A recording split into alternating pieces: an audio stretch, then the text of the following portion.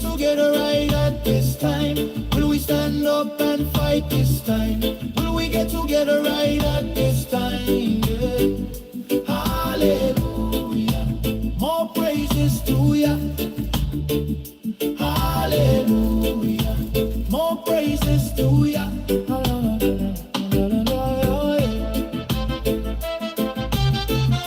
Yes, hallelujah.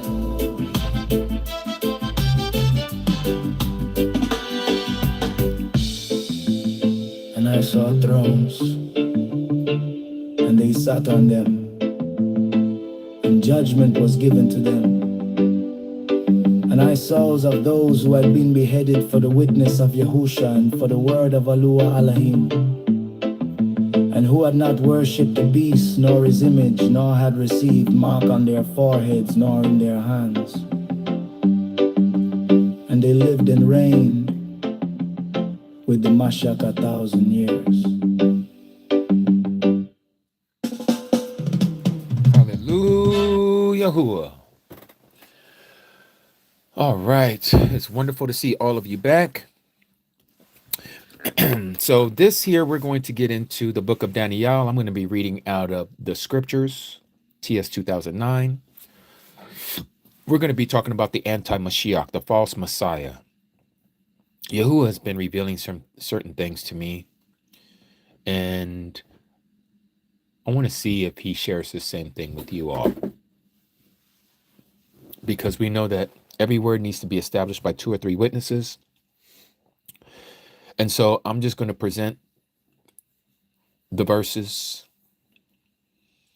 and I'm going to ask you guys, what do you think it means? And we're going to see if we're getting the same understanding. And I might even see something new because of someone's comments. And that's what this is going to be about. We want Yahuah to speak through all of us. So let us palal before we get started. May we raise our hands up to the Shamayim. Heavenly Abba, we come before you right now asking that you would lead and guide us in this study on this Shabbat, O Abba Yahuah. May you allow these words that you have told us, that has been prophesied, that in the last days, at the end times, O Yah, that knowledge shall increase. You said that we shall look and search diligently, back and forth, through and fro, or to and fro, looking into these matters, O Abba. And so we ask that your Ruach HaKodesh leads us and guide us into this truth. And may we give all esteem and praise and honor to your mighty name, Yahuah. In the mighty name of your Bane, Yahushua HaMashiach. Hallelujah, Yahuah, Amat. Okay, so we're going to be reading out of the scriptures, TS 2009. We're going to go to the book of Daniel.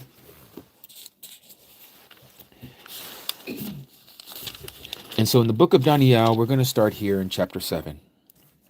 Now, we read the first vision that he had earlier. That was in chapter 8. But we're going to go back and get a fuller understanding of what we was reading in chapter 8 back in chapter 7.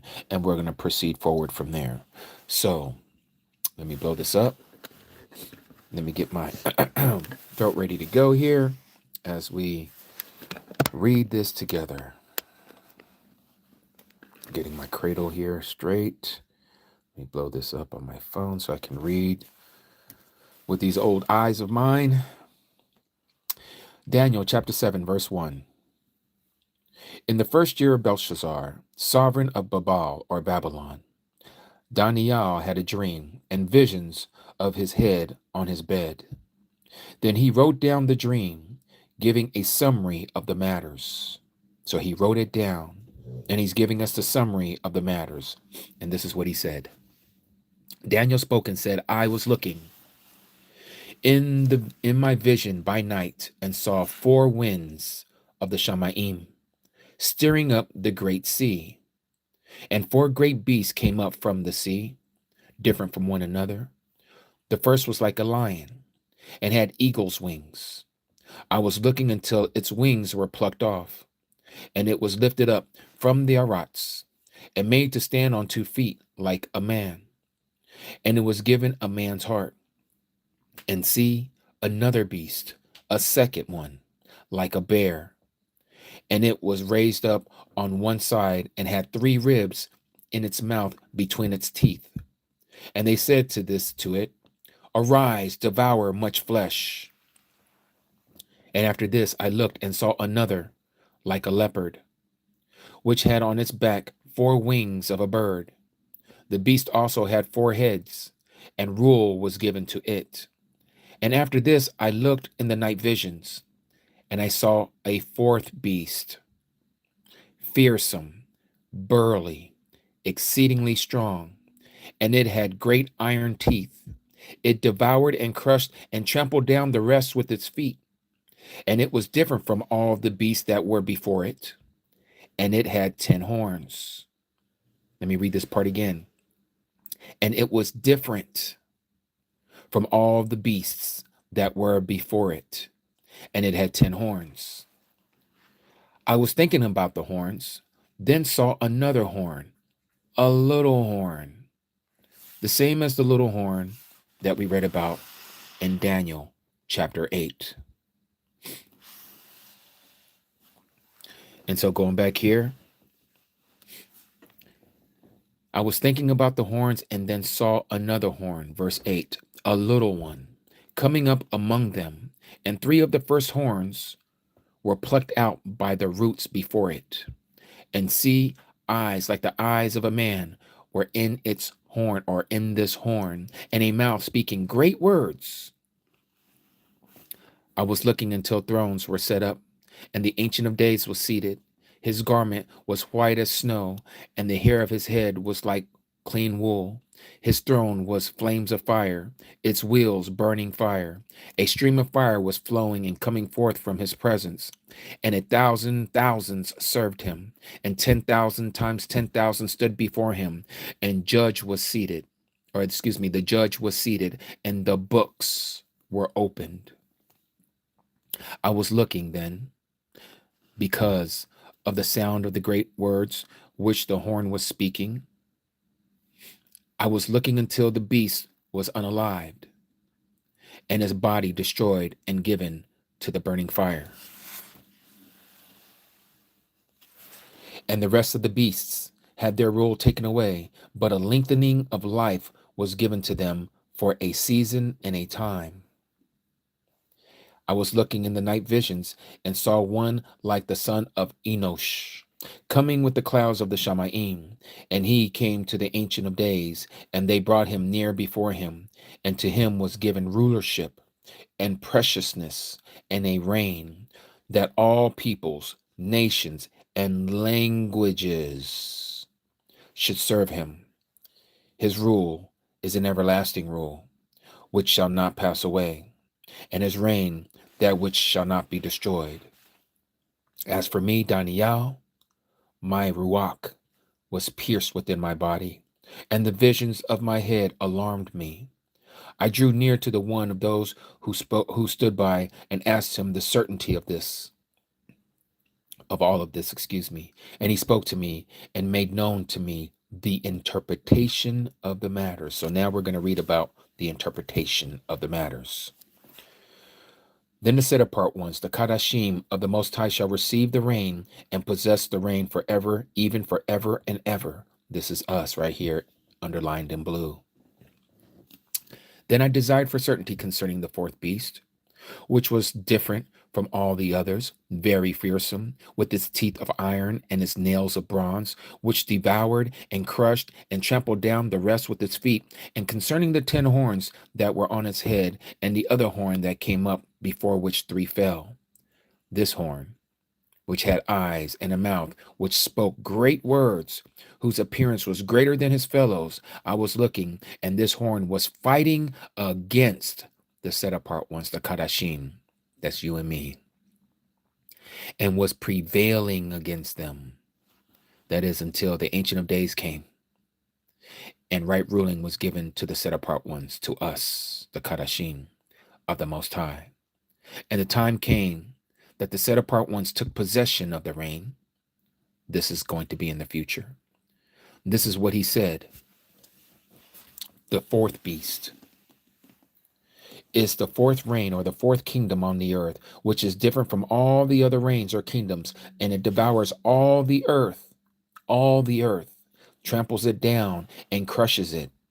And the 10 horns are 10 sovereigns or 10 kings from this kingdom, this reign, and they shall rise, and another shall rise after them.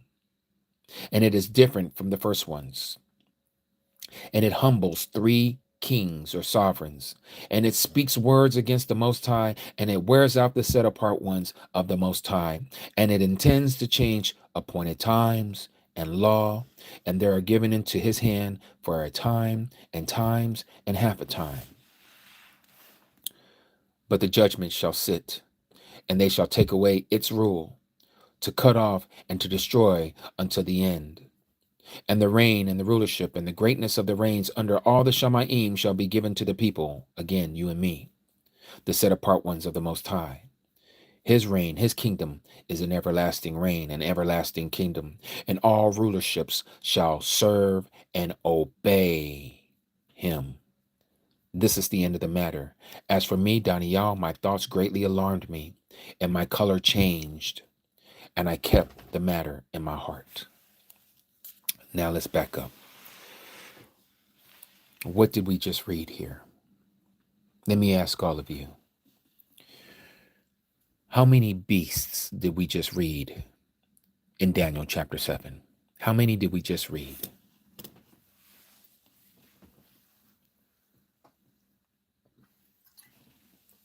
How many beasts? Exactly, Diane. 4. It was 4 beasts. Yes, Jaso. Yes, exactly. All of you correct. 4 beasts. Now notice what it says about this 4th beast. Verse 7.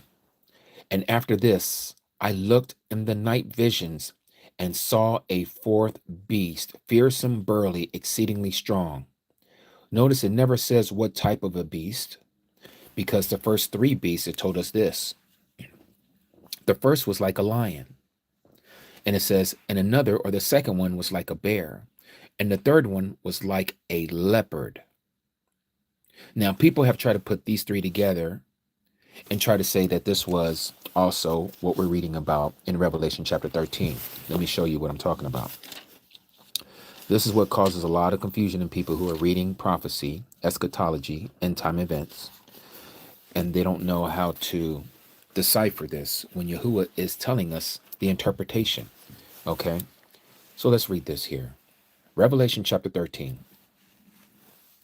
It says, and I stood on the sand of the sea, and I saw a beast, there's that word again, coming out of the sea. Remember, the other one came out of the great sea. Having 7 heads, it didn't tell us anything about 7 heads, but it did say the 10 horns. And on his horns, 10 crowns. And his head names of blasphemy. So now let's go back. Let's look at this passage a little bit here.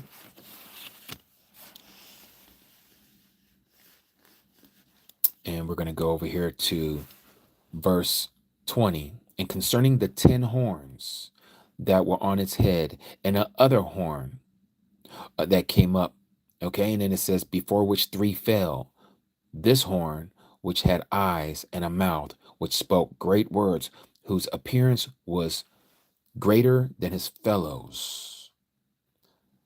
So now we go back here again to Revelation chapter 13. We see that it's speaking of these same horns, these 10 horns that had 10 crowns, and on his head names of blasphemy. And then it goes on and says, and the beast I saw was like a leopard, and his feet were like the feet of a bear, and his mouth like the mouth of a lion. Now let's go back here and look at this again.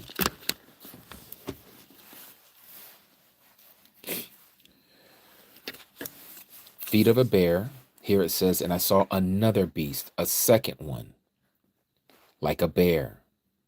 Remember, it said that he also looked, it was swift as a leopard. Here's the leopard. And then he spoke like a lion. Here's a lion. But we're told that these are 3 kingdoms, 3 empires. Okay, and then we have this 4th beast that's never told us, or we're never told what kind of an animal it is.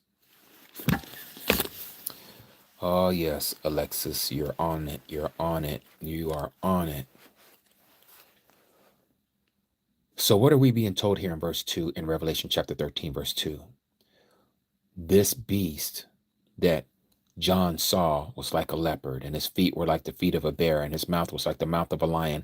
And the dragon gave him his power and his throne and great authority. This is the little horn. This is the horn that came up after the 10. So let's put this into perspective for the time that we're living in right now. There is going to be 10 kings that are going to be ruling. Do we know who these 10 kings are right now? Nope, we don't. We don't know who they are. We may know maybe 1, 2, 3, 4 of them, but we're not sure. We're not told. Nor does it say that we are to be told. It's not to be revealed, to the masses. It's going to be revealed to those, just like what we read earlier here in this same book, or not this book, but in Daniel, that in the last days, knowledge shall increase. It was sealed in the time of Daniel. It is now unsealed in our time. It is now time for us to understand what is being spoken of here. Okay? And so now Alexis had said something. Alexis, say it again. Who is this fourth beast to you?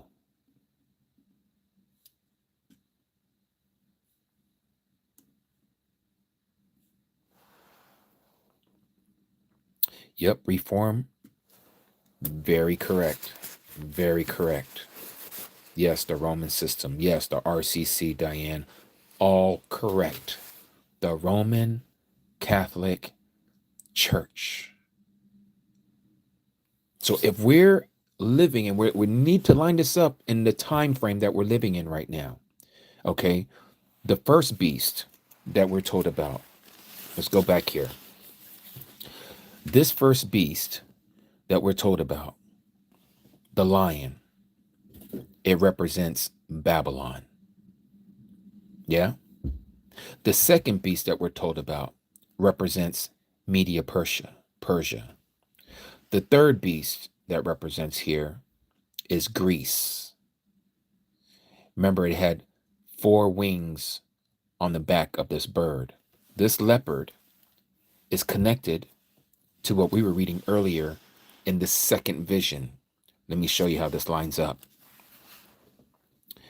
And I looked, Daniel chapter 8, verse 2, in the vision, and it came to be while I was looking that I was in the citadel of Shushan, which is in the province of Alim. And I looked in the vision, and I was by the river Ulai. And I lifted up my eyes and looked and saw a ram. Notice the animal here. Unlike what we read here, where it talked about the lion, the bear, and the leopard, and then this fourth beast. Nowhere are we told about this ram, but you're going to see where it's connected.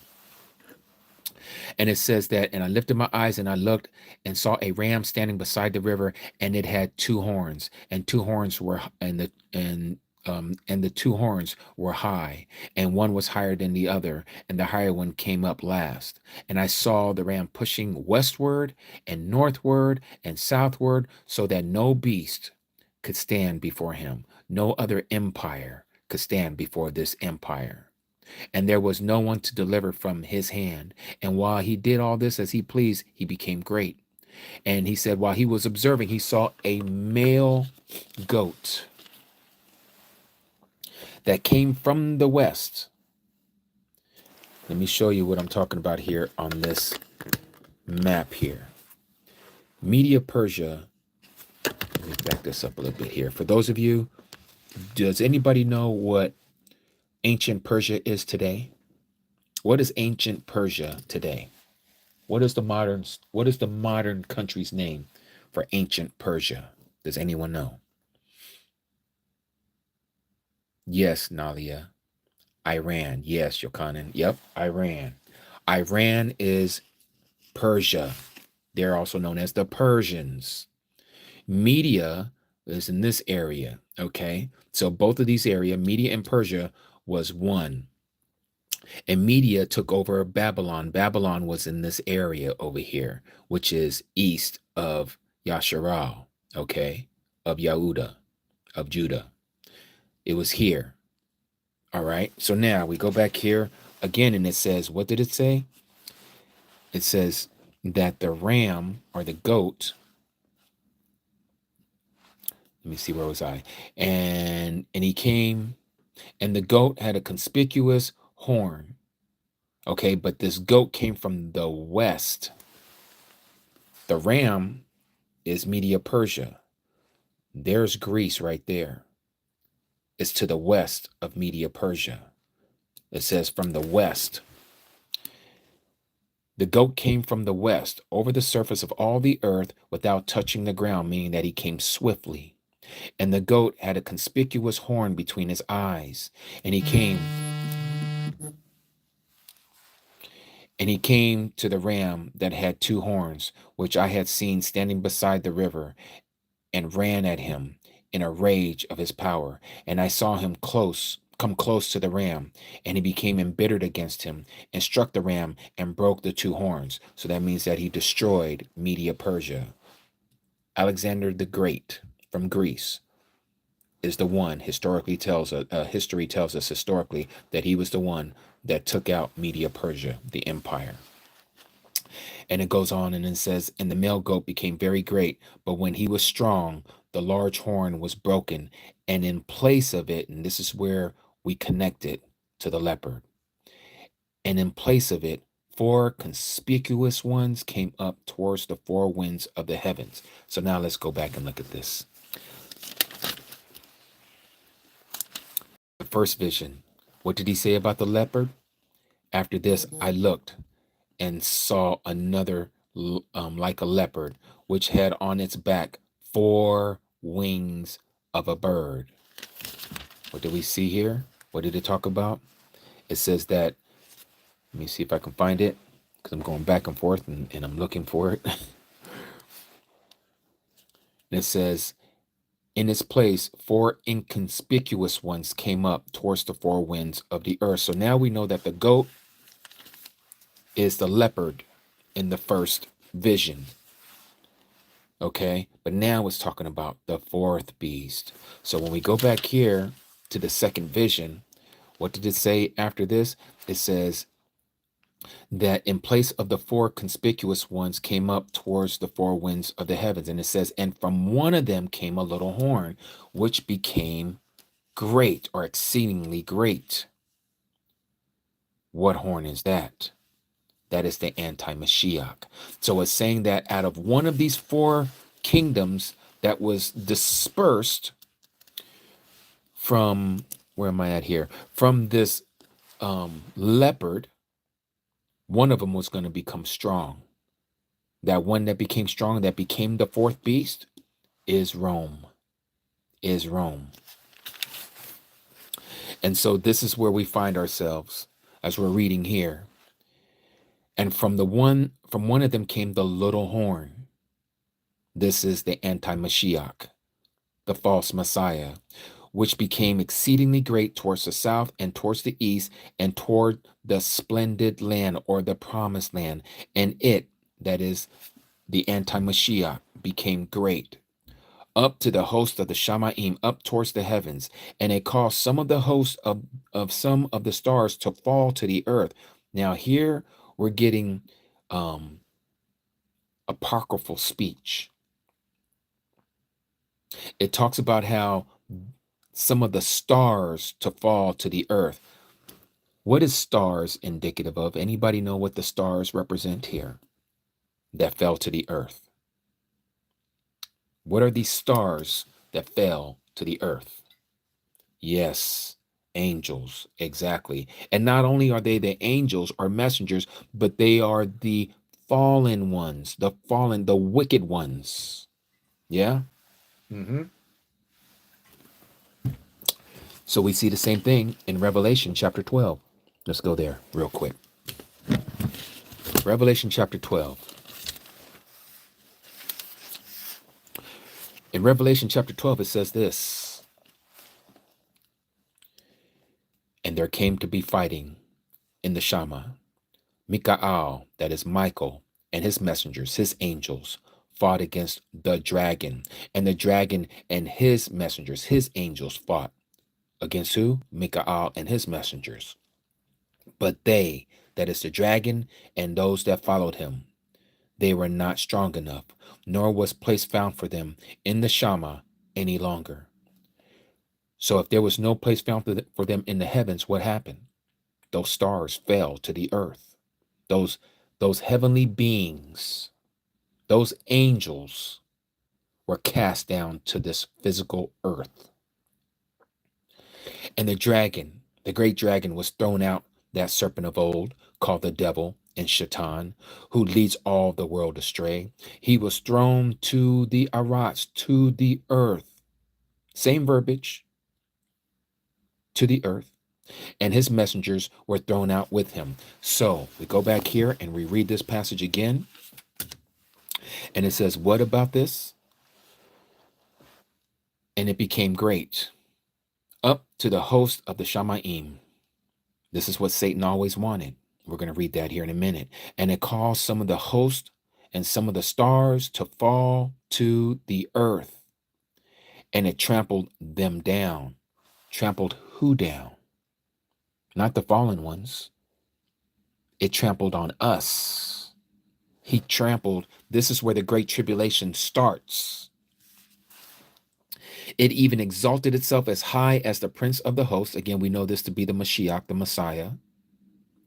And it took that which is continual away from him.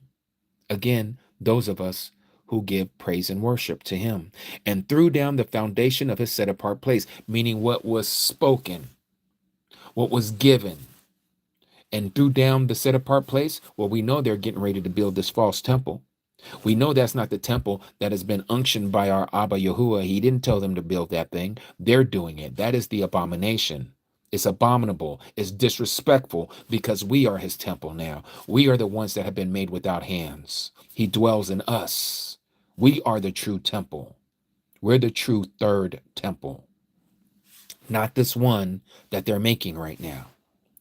And so it talks about how it even exalts itself as high as the prince of the host, and it took that which was continual away from him, and threw down the foundation of his set apart place. And because of transgression, because we will not listen to him, because we will not take the mark of the beast, an army was given over to the anti-Mashiach, to oppose that which is continual, to come against us, because we are still praising and worshiping him, and we will not give heed to what he is talking about, just like what happened to the Hebrew boys, Shadrach, Meshach, and Abednego,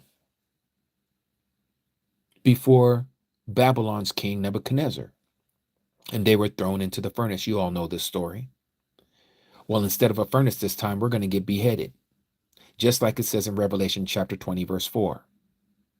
He's coming after those who are keeping the commandments and those who have the testimony of Yahusha. So we're talking about the Old Testament and the New Testament. The commandments, Old Testament. The testimony of our Mashiach, Yahusha, the New Testament. A full believer of his word, from the old to the new. And it says, and because of transgression, an army was given over to the horn to oppose that which is continual, and threw the truth down to the ground. The truth that we're speaking right now, what we believe in right now, he is going to drop it to the ground. Now, let me ask you. He did all this and prospered. So if he's going to throw the truth to the ground, let me ask you guys, what do you think he's going to do? How is he going to do this? What is he going to do to the truth that he is going to literally desecrate it, if you will, disrespect our creator? Fake news. I can see that, Cody Nazareth. I can see that. Yes. Forbid it. Yep. I truly see that as well. Yes. He's going to throw the truth down to the ground. So he's going to make the truth seem like it's a lie. He is going to destroy it. And he's probably going to say, and this is just my opinion, he's probably going to say it's all myth. It's a lie. It was just given to you guys just as a moral code or a moral law that you guys should follow. But now here I am. The false Messiah is probably going to say, being so blasphemous and disrespectful, speaking blasphemies and speaking pompous and huge words, great words, swelling words. And so let's go back here to what it talks about this same vision. And we're going to put this together. So it says, and after this, I looked in the night visions and saw the fourth beast. So now we understand that this fourth beast must be Rome. It came from one of the four wings of the leopard, which is the same thing that we read here in the second vision, where it says that, and from the four conspicuous ones that came from this he-goat, this male goat, one of his generals, the kingdom that he is going to be in rule of, which is Seleucid, I believe, if I remember correctly. Seleucid, one of his generals. It's later through him that we get the Assyrian Empire, and through that Assyrian Empire, it became known as what we know today as the Roman Empire. And now we know the Roman Empire hasn't gone anywhere. The Roman Empire actually just dispersed. There's people always talking about, oh, the fall of the Roman Empire, the fall of the Roman Empire. The Roman Empire did not fall. It dispersed. It went all over the earth, just like it says about this fourth beast. What did the fourth beast do? Let's go back and look at it. It says again, and after this, I looked in the night visions and saw a fourth beast, fearsome, burly, exceedingly strong, and it had great iron teeth. It devoured and crushed and trampled down the rest with its feet. And it was different from all the beasts that were before it, and it had 10 horns.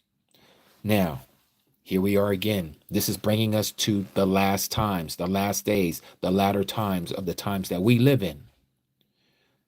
We're witnessing this fearsome, burly beast that is different than all the other kingdoms that came before it. Let me ask you guys a question. What makes this fourth beast different than the ones that came before it? What makes this fourth beast different than those that came before it? Let's see some of the comments.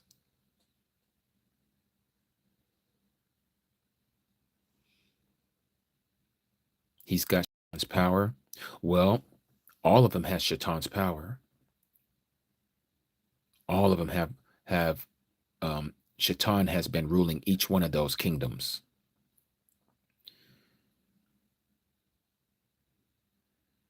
Kingdoms versus an individual. It was a mixture of all of them, because the devil and a person, power, no description of it, because Shaitan is over him, looks real, empowered by Hashatan, is everywhere. Hashatan, the evil, came in subtle, swiftly. Satan himself. Technology, there it is. Yep. Queen Inwana. That is exactly my sentiments as well. This fourth beast is a technological beast.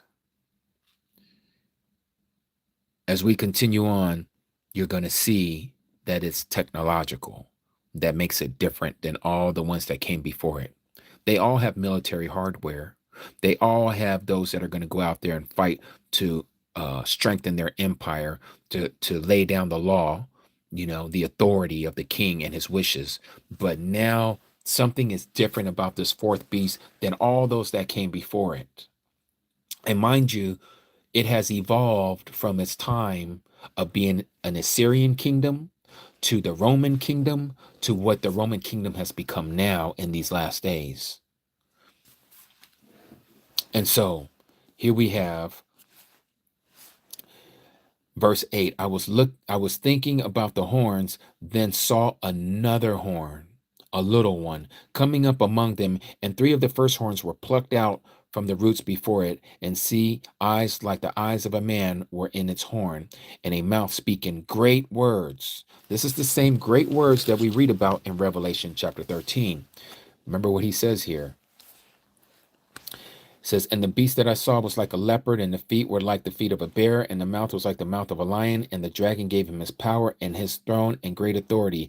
And I saw one of his heads as having been slain to death, and his deadly wound was healed. And all the earth marveled after the beast, and they worshiped the dragon who gave authority to the beast, and they worshiped the beast, saying, who is like the beast? Who is able to fight with him?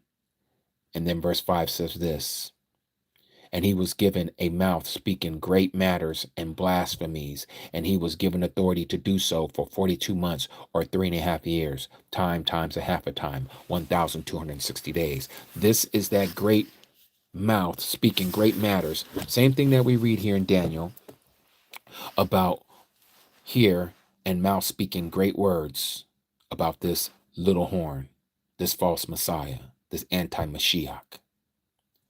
It's one and the same. And so we've located him here in the book of Daniel, chapter 7.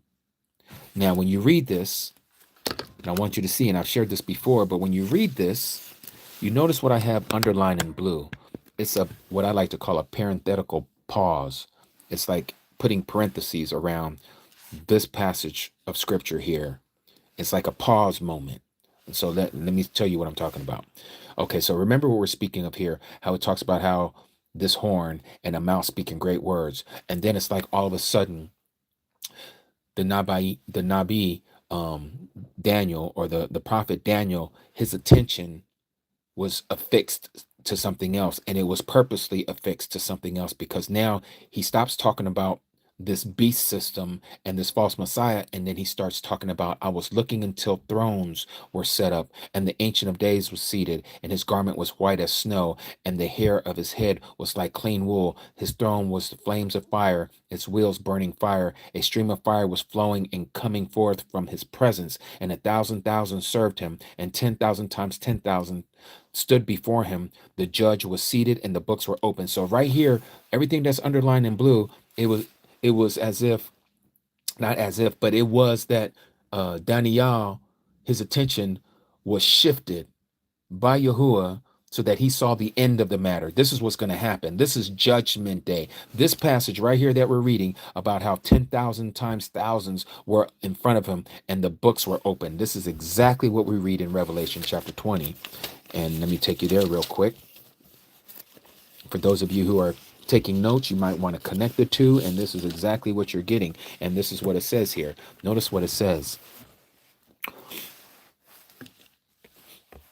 And I saw the dead, small and great. This will be the 1,000 times 10,000, and 10,000 stood before him, standing before the throne.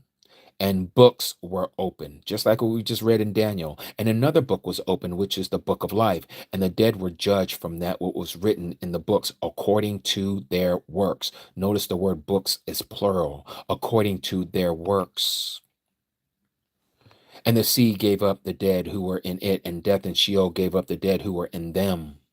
And they were judged, each one according to his works. And death and Sheol were thrown into the lake of fire. This is the second death. And if anyone was not found written in the book of life, he or she was thrown into this lake of fire. So now, going back here to what we just read,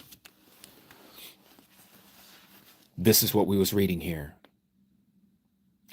Again, starting at verse 10, a stream of fire was flowing and coming forth from his presence, that is, from the Mashiach's presence. He's the one who's going to be sitting on the throne. And 1,000,000 served him. Again, that is the Mashiach. And 10,000 times 10,000 stood before him. This is judgment day. And the judge, that is our Mashiach, was seated, because he's the one who's going to judge the living and the dead. And the books were open. What was open? Just like what we read in Revelation chapter 20. And they were going to be judged by their works that was written in that book. But notice what verse 11 does. And I was looking then, because of the sound of the great words which the horn was speaking. So now if we act as if these two verses didn't exist, and we went from verse 8 to verse 11, you'll see that it all lines up. So now let's read this again, starting at verse 8.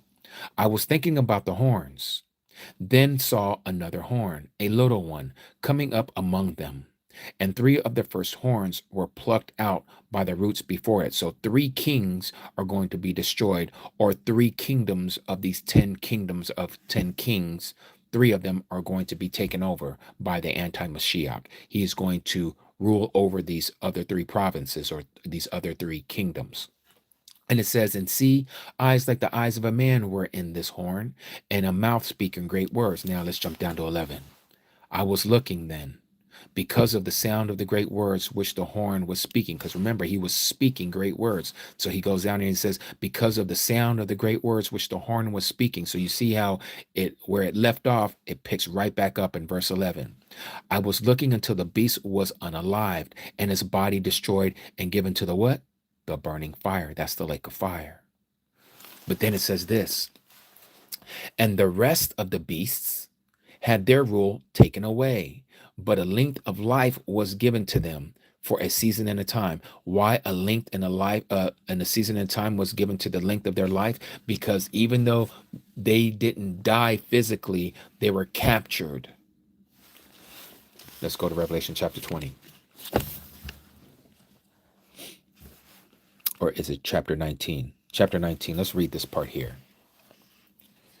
Verse 19, this is chapter 19, verse 19. And I saw the beast, this is the false Messiah, and the sovereigns of the earth and their armies gathered together to fight him, that is our Messiah, who sat on the horse, and his army, that's you and me. We're his army. This is at his second coming. And the beast was seized, with him the false prophet, who worked signs in his presence, by which he led astray those who received the mark of the beast and those who worshiped his image. The 2 were thrown alive into the lake of fire burning with sulfur. That's what we just read right here in Daniel. His body was given over to flame. Remember right here? I was looking then, because of the sound of the great words which the horn was speaking, and was looking until the beast was killed and his body destroyed and given to the burning fire. That's this passage. This is where he was caught. And the 2 were alive, or thrown alive into the lake of fire, the burning lake of fire. Okay. And it says, and the rest were killed with the sword which came from the mouth of him who sat on the horse, and all the birds were filled with their flesh. Now, we understand that these 10 kings did not die at that time. And there's a passage here, if I can remember where it's located. Here it is. Revelation chapter 7, verse 16. Chapter 17, not 7, 17. And it says, and the 10 horns, these are the same 10 horns that we read about in Daniel chapter 7 and in Daniel chapter 8. The 10 kings, and the 10 horns which you saw on the beast, these shall hate the whore, these shall hate Christianity, and lay her waste naked, eat her flesh, and burn her with fire. So they're going to destroy Christendom. For Yahuah Elohim did give it into their hearts. In whose hearts? These 10 kings. To do his will, his mind, to be of one mind, and to give their reign to the beast until the words of Yahuah Elohim shall be accomplished. Okay, so this is what they're going to do. These 10 kings are going to give all of their authority to the beast, and the beast is going to use them to rule over the earth, and they're all going to answer to him. He is going to be the one that Satan is indwelling. He's going to be possessing him. But let's continue. Let's get some more about who this being, the false Messiah, is, who he is. We're gonna get some information from Daniel that was given to him about who this being is. So let's continue here. And then it goes on and says this, and the rest of the beasts had their rule taken away, but a lengthening of life was given to them. This is the other 10 beasts, the other 10 kings, for a season and a time. When are they going to be judged? They're going to be judged at the end of the 1,000 years, what we read about in Revelation chapter 20, when it says, and the dead was raised up, and the sea gave up the dead that were in them, and they all stood before his throne, and he starts judging them. And so it goes on here, and it says, I was looking in the night visions and saw one like the son of Anosh, coming with the clouds of the heavens, or the Shamayim. And he came to the Ancient of Days, and they brought him near before him. And to him was given rulership and preciousness and a reign, that all peoples, nations, languages should serve him. His rule is an everlasting rule which shall not pass away, and his reign that which shall not be destroyed. Now, people who are into Trinity and Twinity and bienity, or however you want to put the entity in it, they, for whatever reason, don't understand that Yahuah is Yahusha and Yahusha is Yahuah. And so they'll take this passage right here and they'll say, see, look, he came to the Ancient of Days and they brought him near before him. And again, it's because they're in this physical mindset where they're not realizing that Daniel is being shown a vision, so he can understand what is being presented to him. It's a vision. It's for him to understand the symbolism of what he's seeing. But again, as you and I both read earlier, he didn't understand it. It's for a certain people that he says that knowledge shall increase. They're going to understand it. We understand why he says in Deuteronomy chapter 6, verse 4, that we understand that he is to be one. He is not to be separated. He is not a twinity. He is not a trinity. He is one being and one being only, revealing himself however he wishes. This is why he says, I am that I am. He's going to be what he wants to be. So don't let this verbiage confuse you and think that there's two different beings and they're both God, as they would say in the pagan tongue. There's only one being. There's only one deity. There's one Almighty. There's only one Al Shaddai. He says, I know of not one. But again, those of you who understand this information, you know already in the book of Isaiah, it talks about how he is that one. He is the rock. He is the redeemer. He is the savior. He knows no other one that has been formed. He's the only one that has been formed from the immaterial to the material. He is the material one. That's why he is the word manifested in the flesh. He was immaterial and became material. He is the firstborn of all creation. And it says that all languages, meaning that whatever we speak, you might have some Chinese who speak Mandarin that's going to be there, which we know they will be. There'll be those who live in different areas of the world with different languages. They will be there because they too believe. Do you not understand that the 12 tribes of Yasharal they've been strewn all over this earth? Look up a original Chinese man. You're going to see that he was melanated. Look up any of those in Southeast Asia, from Laos, from Cambodia, from Vietnam. They have afros, as we say, dark melanated skin. Look at those that they call Aborigines over in Australia. Once again, afros, dark skin. Look at even those who are in India. Same thing. You got people right now, and the reason why I'm bringing this up is because, again, just as the Creator says, his word is not a lie. They have been strewn all over the earth, and with them, wherever they went, and Yahuah opening up their eyes right now. Some of you have seen it where I've never seen so many people celebrate the Feast of Sukkot or the Feast of Tabernacles as I have done this year. Not only in our group, and we were a little group, but there's people in Brazil who was doing it, and they know him as Yahuah and Yahusha. There was people in Guyana doing it, and they know him as Yahuah and Yahusha. There's people over in the Philippines doing it. They know him as Yahuah and Yahusha. They know him. They were doing this in Brazil. They were doing it, of course, here all throughout the United States of America. They was doing it in an area of Mexico. They were doing it over in Peru. They were doing it over in India. They were doing it over in Zimbabwe. They was doing it in Nigeria. I mean, we're out there and we know him by his name. We all have been given his name again. This is miraculous. We are living in the times of the end, and we're all witnessing it together for those of us who have eyes to see and ears to hear. And so it goes on and it says this: as for me, Daniel, my spirit pierced within my body, and the visions of my head alarmed me. I drew near to the one of those who stood by and asked him for the certainty of all of this. And he spoke to me and made known to me the interpretation of the matters. these great beasts, which are four, and four kings, which rise up from the earth. And it says, and the set apart ones, the Most High, shall receive the reign and possess the reign forever, even forever and ever. That's you and I. Then I desire for certainty concerning the fourth beast. So now he wants his attention back. He wants to get information. He wants to get answers about this fourth beast, which so happens to be the beast system that we're living in,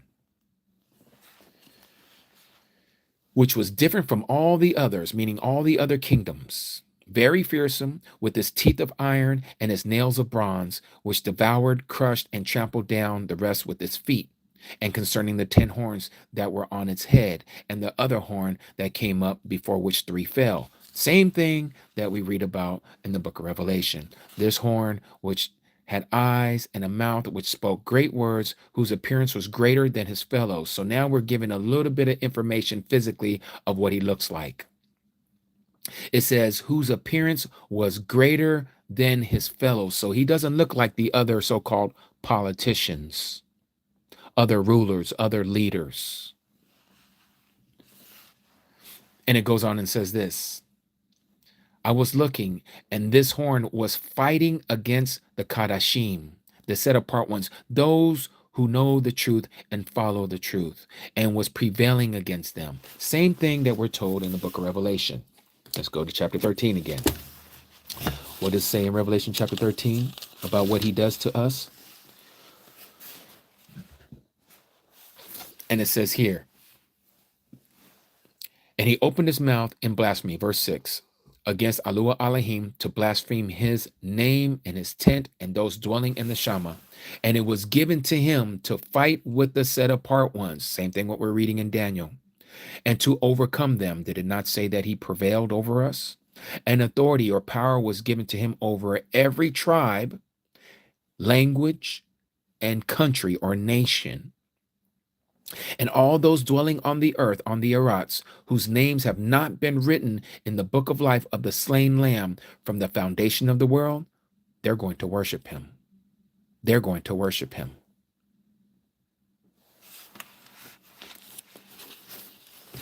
Again, he wanted to know, Daniel wanted to know about this little horn. And it says again, I was looking, and this little horn, same beast that we read about in Revelation chapter 13, was fighting against us, the Kadashim, the set apart ones, and was prevailing against us. Again, right here. And it was given to him, verse 7, to fight with the set apart ones and to overcome them, that is to prevail over us. And authority or power was given to him over every tribe, nation, or excuse me, every tribe, language, or tongue and nation. And so here's the warning. If anyone has an ear, let him hear. He who brings into captivity or enslavement shall go into captivity. He who unalives with the sword or a weapon has to be unalived with a weapon. Here is the endurance of the belief of the set apart ones. Why does it say here's the endurance? Because now our patience is going to be tested like no other time in the history of Adam's kind. The same thing what the Messiah said is the same thing that we're going to read here in Daniel, that this is going to be a time like no other time ever, nor ever shall there be again a time like this. We're getting ready to witness this. We're getting ready to witness this. And like I was sharing yesterday, are we ready for what is coming? Are we truly ready for what is getting ready to transpire? Let's continue. It says here, until the Ancient of Days came and right ruling was given to the set apart ones of the Most High. So this is where the first resurrection happens. Those of us who are going to be unalive are going to rise up out of the dirt, and we are going to be immortal. And those of us who are still alive, we shall be changed in a twinkling of an eye. This is what the Apostle Shaul was talking about, who they changed his name to Paul. You can read about it in 1 Corinthians chapter 15 and 1 Thessalonians chapter 4. Both of those talk about the first resurrection. Both of those are talking about the last trumpet. Both of those are talking about the seventh trumpet, because the seventh trumpet is the last trumpet. And it says, this is what he said, the fourth beast is the fourth kingdom on the earth, which is different from all the other kings or kingdoms or empires, and it devours all the earth. That's exactly what we're seeing right now that is happening with this Roman Empire. It is going around and it is crushing the other countries if it doesn't line up to their agenda. That's what's happening. We're watching it happening right before our face. Iran, you don't want to act right? Okay, we're gonna bring our stealth bombers over there. We're gonna drop some stuff on your so-called nuclear program. Oh, Palestine, you Palestinians don't want to listen up. We're gonna use Israel against you, and we're gonna wipe you off the face of the earth. Oh, Russia, you don't want to listen? Okay, well, we're gonna take your own people, the Ukrainians, and we're gonna have them fight against you and create a civil war. This has been going on for years. And I'm just speaking of just those. This has happened all throughout the years. Notice what happened between Korea, North Korea and South Korea. They were unified until guess who came over there? Yep, you guessed it. United Snakes of America under the guise of the Roman Empire. Same thing happened in Vietnam. Same thing happened in Germany. You had West Germany and East Germany. Gorbachev, bring down this wall during the times of President Reagan. Perestroika, or however you say that in Russian. And then there was no more Soviet Union. Now it became known as Russia. And so you see that they've been doing this, and now they're getting ready to go into Venezuela. I'm sure you guys heard about the news, what they're getting ready to do. They've been going after. Listen to the diabolical, if this is even a word, diabolicalness of this country, United Snakes. They've already been bombing these people. We don't know if they're fishermen. We don't know if they're taking stuff on these boats to maybe just get off the coast. And they've been using U.S. military jets, missiles and bombs dropping on these people. We're not given any evidence of who these people are. We don't even know who the identity of these people are. They just tell us through their media networks, oh, these are drug lords. They're shipping all this cocaine and other things here into this country, and we're taking them out. It's for our security. It's for our defenses. Not showing us any proof. And then they turn around and said that I'm sure some of you guys heard this. They hit one of these boats and there were some survivors, and they were told or given a command to go back and make sure nobody is alive. You already destroyed the boat. These guys are wading water in the middle of the ocean, probably going to get ready to get ate up by some sharks or whatever else could be out there. Far away from any coastline. You're not going over there to get them and bring them to justice. No, you tell them to turn around and go back and finish the job and destroy these people who are out there floating and waiting in the water. What kind of nonsense is this? This is crazy. And you're right, Jacqueline. Who has the right but the United Snakes of America has been doing this for some years, not only to Venezuela, they did it to Iraq, they did it to Afghanistan. They continue to do this same, they did it to Syria. No fly zone, no fly zone. Stay away from this area. This is the fourth beast that we're talking about. This is the Holy Roman Empire.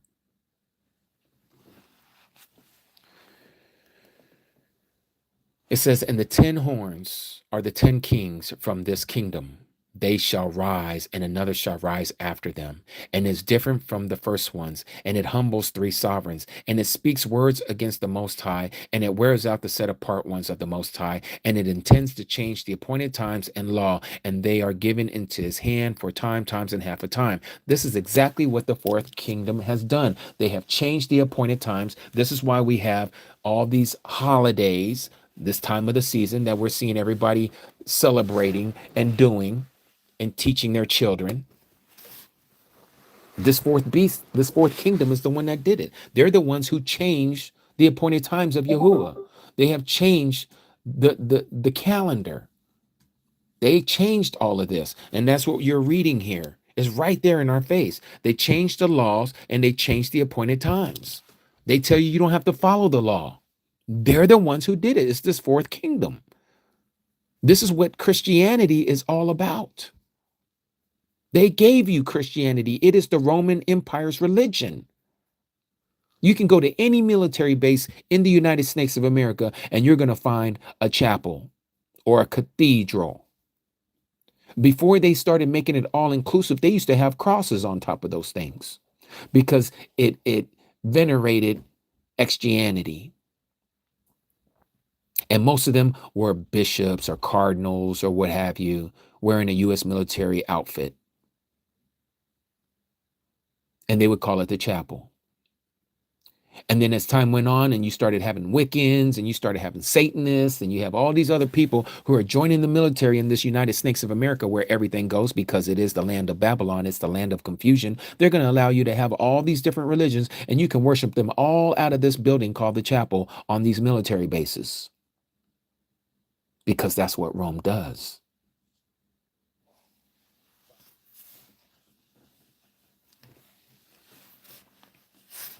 And so then we go on and it says this.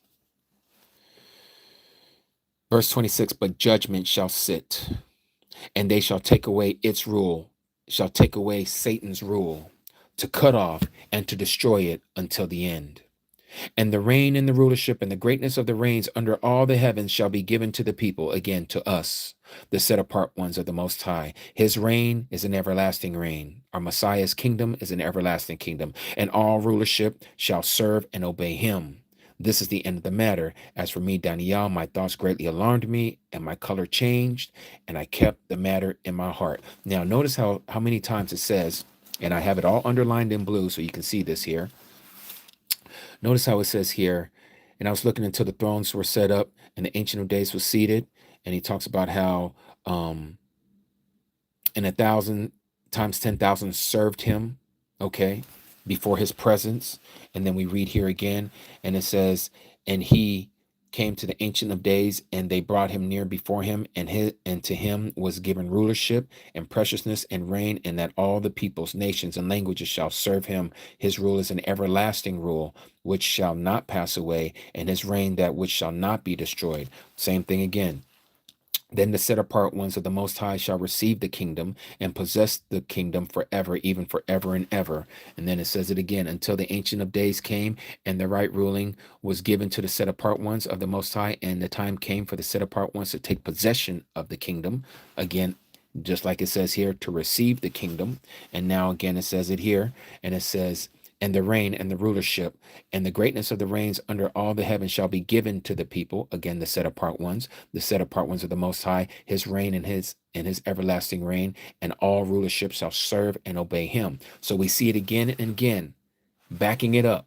He's being shown this vision, and it's being explained to him more than once. It's being explained to him more than twice, so that hopefully Daniel would get it, but Daniel didn't understand it. Why? Because it wasn't for him. It's for you and me. We're starting to see this by looking into this, and we're like, okay, this lines up. Yep. This lines up. Yep. This lines up. Yep. This lines up. Yep. And this lines up. But it doesn't stop there. Now, we just read the second vision, and we were talking about that earlier. And now we're going to get some more information about the anti-Messiah, this false Messiah. Verse 9, and this is chapter 8, verse 9. And from one of them came this little horn, which became exceedingly great towards the south and towards the east and towards the splendid land, the promised land. Notice the directions, towards the south and towards the east. Why not towards the west? Let me show you why. And for those of you who don't believe that this is the true land of Israel, then you are going to find out now. Notice this. It says he went towards the south, so meaning that he came from somewhere north of this area. Okay, and it says, and he also went towards the east. He started spreading out. Why not to the west? Because the Mediterranean Sea is there. There's no need for him to go that way. And why not to the south? Because later on, when you read, you're going to find out that he's going to go against the kingdom of the south, Egypt, and the so-called Arabic brothers, the Brotherhood, the Muslim Brotherhood. And this is going to encapsulate Egypt and Libya and Sudan and Ethiopia and Saudi Arabia. All of them, they're all going to be in cahoots together. There is a thing called the Arab League. It functions just like NATO. North Atlantic Treaty Organization. The Arab League runs exactly the same. Attack on one is an attack on all. They have their own Article 5. They don't call it the Article 5, but it's just like the Article 5 of NATO. Attack on one of us is attack on all of us. Well, the Arab League has the same rules that applies to them. Attack on one of them is going to be an attack on all of them. But at this moment, just like you've seen how Iran is not part of that brotherhood. Why? Because they are of a different Muslim brotherhood. They are of what they call a Shia Islam. They are not Sunni. They're not Sunni Muslims. They're Shiite Muslims. These are two different denominations. Okay, just like you have different denominations like the Catholics and the Protestants. It's the same thing with the Shiites and the Sunnis. They don't get along.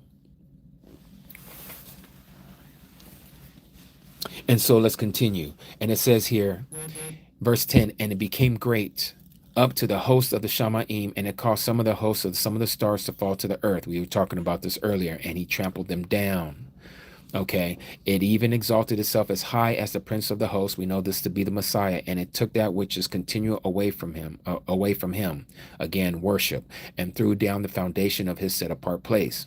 And because of transgression, because we will not listen to him and his dictates of what he wants us to do, an army was given over to him. This could be NATO, this could be United Nations. It's going to probably be whatever that is going to come out of this third world war, just like the first two world wars. The first world war what came out of that was the League of Nations. After the Second World War, what came out of that? The United Nations. So there's to be expected after the Third World War, which we are literally right around the corner from, there's going to be another entity, another assembly, a general assembly of countries that are going to come together, and just like what we were reading, they're going to split the earth up into 10 regions, and out of one of these regions comes up the little horn, the false Messiah. This is getting ready to happen. But the war must happen first. This is why when people read Revelation chapter 6 and they say, oh, the first seal has to be the anti-Messiah. No, it's not. No, it's not. As many of you know, the first seal was the COVID vaccine. Yes, I can say that here because it's not TikTok. That's what the first seal was. This white horse is not the false Messiah. This first seal has to do with what happened back in 2019, at the end of 2019, going into 2020. That's why they call it COVID-19. It represents the year that it began, that they unleashed it upon the earth, and Yahuah allowed them to do it because it was to now start the end time events, because that is the same time that the 400-year curse was taken away from the children of Yasharal, the true children, the true Israelites, because of what happened at the stake. Let his blood be upon us and our children. This was sealed in stone, what was going to happen to the Yahudim, to the tribe of Yehudah, that they were going to be sold, as it says in Deuteronomy chapter 28. They were going to be taken by ships, and they were going to be sold on those auction blocks that you can find in New Orleans, that you can find in Jamestown, Virginia, and you can find in Charleston, South Carolina, and you can find it in Savannah, Georgia. And those are just a few of the ones that I know, where they were selling off Hebrew slaves, calling the men mandingos and all this other stuff. This is the fulfillment of Deuteronomy chapter 28. And so all of that being said, we see how this country, that it doesn't call it the United States of America. These are things that we are to look into, these matters. It's called Mystery Babylon. Many of us is living in it right now that's hearing my voice. And so here is where we see after the 400-year curse was over, because this is where most of us were brought to. I know there are some people that say, oh no, there were more that was sent down to Brazil. Well, you know what? Brazil is not the superpower of the earth. The United Snakes is. And there's a lot of us who are living here, and it was started from here that our eyes started opening up. Why? Because his people are here. Just like Adolf Hitler knew this. Some people say, oh, that's a lie. That's a false conspiracy. No, it's a true conspiracy. And this is why when he saw Jesse Owens, some of you are probably too young to know who Jesse Owens is, but there was a time when we was in school. I wasn't alive when Jesse Owens was alive, but we were taught about Jesse Owens and what he did during the Olympics in Munich, Germany, I believe it was. I know it was in Germany. And this is when Adolf Hitler was the prime minister or the leader of Germany. Okay. He watched this man, a melanated man, outrun all the other people that were being represented of their countries. And not only did he outrun them, but he blew them away. Like blew them away. Go back and look at some of the old archive videos of Jesse Owens running. This man was ahead of his time in the sense of the way he sprinted. I mean, it was not even a contest. And here it is, Adolf Hitler watching this, and he knew there was something about this man that he wanted to duplicate. And so starts the Aryan race, his whole genetics that he wanted to do, and they're still doing right now. This transhumanism is nothing new.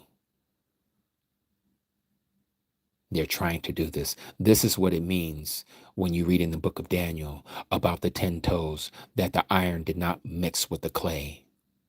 This is the transhumanism. This is the cyborg. This is the half machine and half man, if you will. This is what they're bringing about because of technology.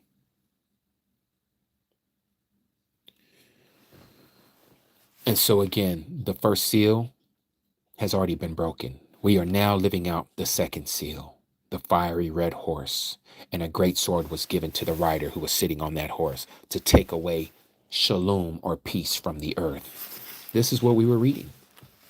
This is what's getting ready to happen. This is what's going to set up the 10 kingdom nation, or this fourth beast, to what it is that Daniel saw and what John saw in the book of Revelation. So let's go into some more about what this being is supposed to be or what he looks like. So now we're going to go to the end of chapter 9, and it says, many of you have read this before. This is where we get the Extions always talking about a 7-year peace treaty and all this other stuff. So verse 25, know then and understand. This is what Gabriel is saying to Daniel. From the going forth of the command to restore and build Jerusalem. So that is the point, to restore and build Jerusalem. There was a command given to do so. Okay, that is the key. And it says here that it was to be commanded to be restored until the Messiah, the Prince. There is 7 weeks and 62 weeks. Or 62 plus 7 gives you 69 weeks. It shall be built again with streets and a trench, but in times of affliction, in times of difficulty, in times of trouble. It says, and after the 62 weeks, the Messiah shall be cut off and have nothing. And the people of the coming prince shall destroy the city and the set apart place. We know this happened in 70 AD. And the end of it is to be with the flood. And wastes are decreed and fighting until the end. And it goes on and says, and he shall confirm. It doesn't tell us who he is. There's people who assume who he is. It says, and he shall confirm an agreement with many for 1 week. And in the middle of the week, he shall put an end to slaughterings and meal offering. And on the wing of an abomination he shall lay waste, even until the complete end, and that which is decreed is poured out on the one who lays waste. Now there are 2 different mindsets of this passage here, and I'm going to give you both of them. The first one is what most people know because of Christianity, and it says, and he, the anti-Messiah, shall confirm an agreement. Okay, this is so-called the peace treaty that everybody talks about in Christianity, with many for 1 week. This word many here is where they substitute the word Israel and say that he shall make an agreement with Israel for a 7-year period. But it doesn't say Israel. It says with many for 1 week, or 1 7, the number 7. That's where the word week comes from. And in the middle of the 7, he shall put an end to offering and meal offering.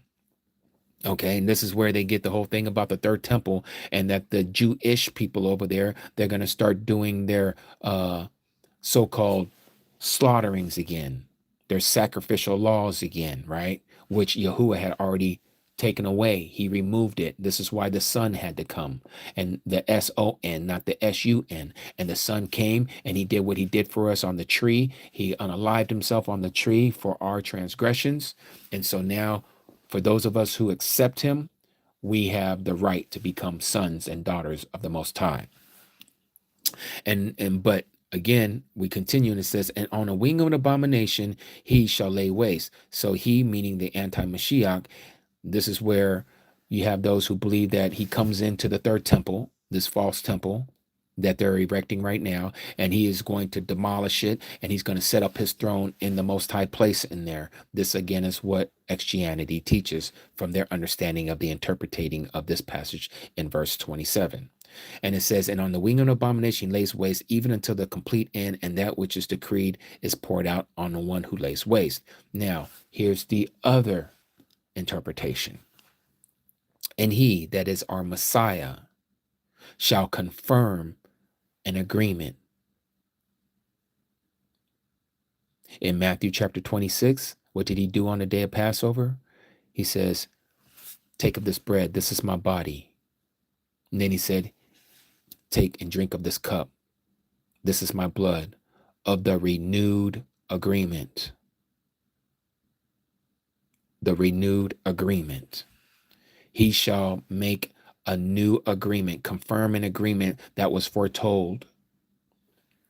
And he's going to do this with many for 1 week. Now, I want you guys to see this. Let me pull up my Strongs here on the computer. We're going to look at this passage. Let me go here to Daniel chapter 9.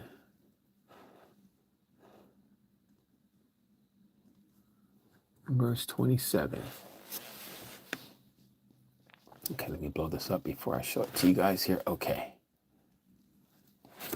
All right, let me take this off of here for a second. Okay, so it says here, and this is Daniel chapter 9:27, same thing that we're reading. He shall confirm the agreement with many for 1 week. And there's the number 7. And the number is 7620, a Hebrew number. Shabuah, okay? Properly passive participle of 7650. As a diminutive of 7651, literally 7, that is a week specifically of years, 7 week, okay? So this is what we see here. Now, this all lines up. And again, the reason why I'm bringing up this other interpretation, I'm not saying it's true. I still believe it is the first one, exactly as how the Christians understand it. Because again, not everything that we were taught in Christianity was wrong. There are things that they might not have seen clearly, and we didn't see clearly when we was in Christianity. But now we're getting a little more information because the time is at hand. It's time for us to start understanding what has been sealed. It says, and on the wing of the abomination he shall lay waste, even until the complete end. So this wing of an abomination he shall lay waste. It's talking about, again, the most high place. They're going to destroy it. They're going to do what they're not supposed to. And this is what we're reading about in 2 Thessalonians chapter 2, where Shaul speaks of the same thing, of the same event. Let's look at it real quick. What does it say here? 2 Thessalonians chapter 2, it says this. Let no one deceive you in any way, verse 3, because the falling away is to come first, And then the man of lawlessness, one who does not keep Torah, just like a lot of Extians do not keep Torah, is to be revealed, the son of destruction, who opposes and exalts himself above all that is called Yahuah Elohim, or that is worshipped, so that he sits as Yahuah Elohim in the dwelling place of Yahuah Elohim, showing himself that he is Yahuah Elohim. Now, again, even though we know that this is the false temple, yet they're going to erect it in the place where it should not be. And he's going to now claim himself to be the one, that he is that guy. And so when we put the 2 and 2 together and we go back and look at this,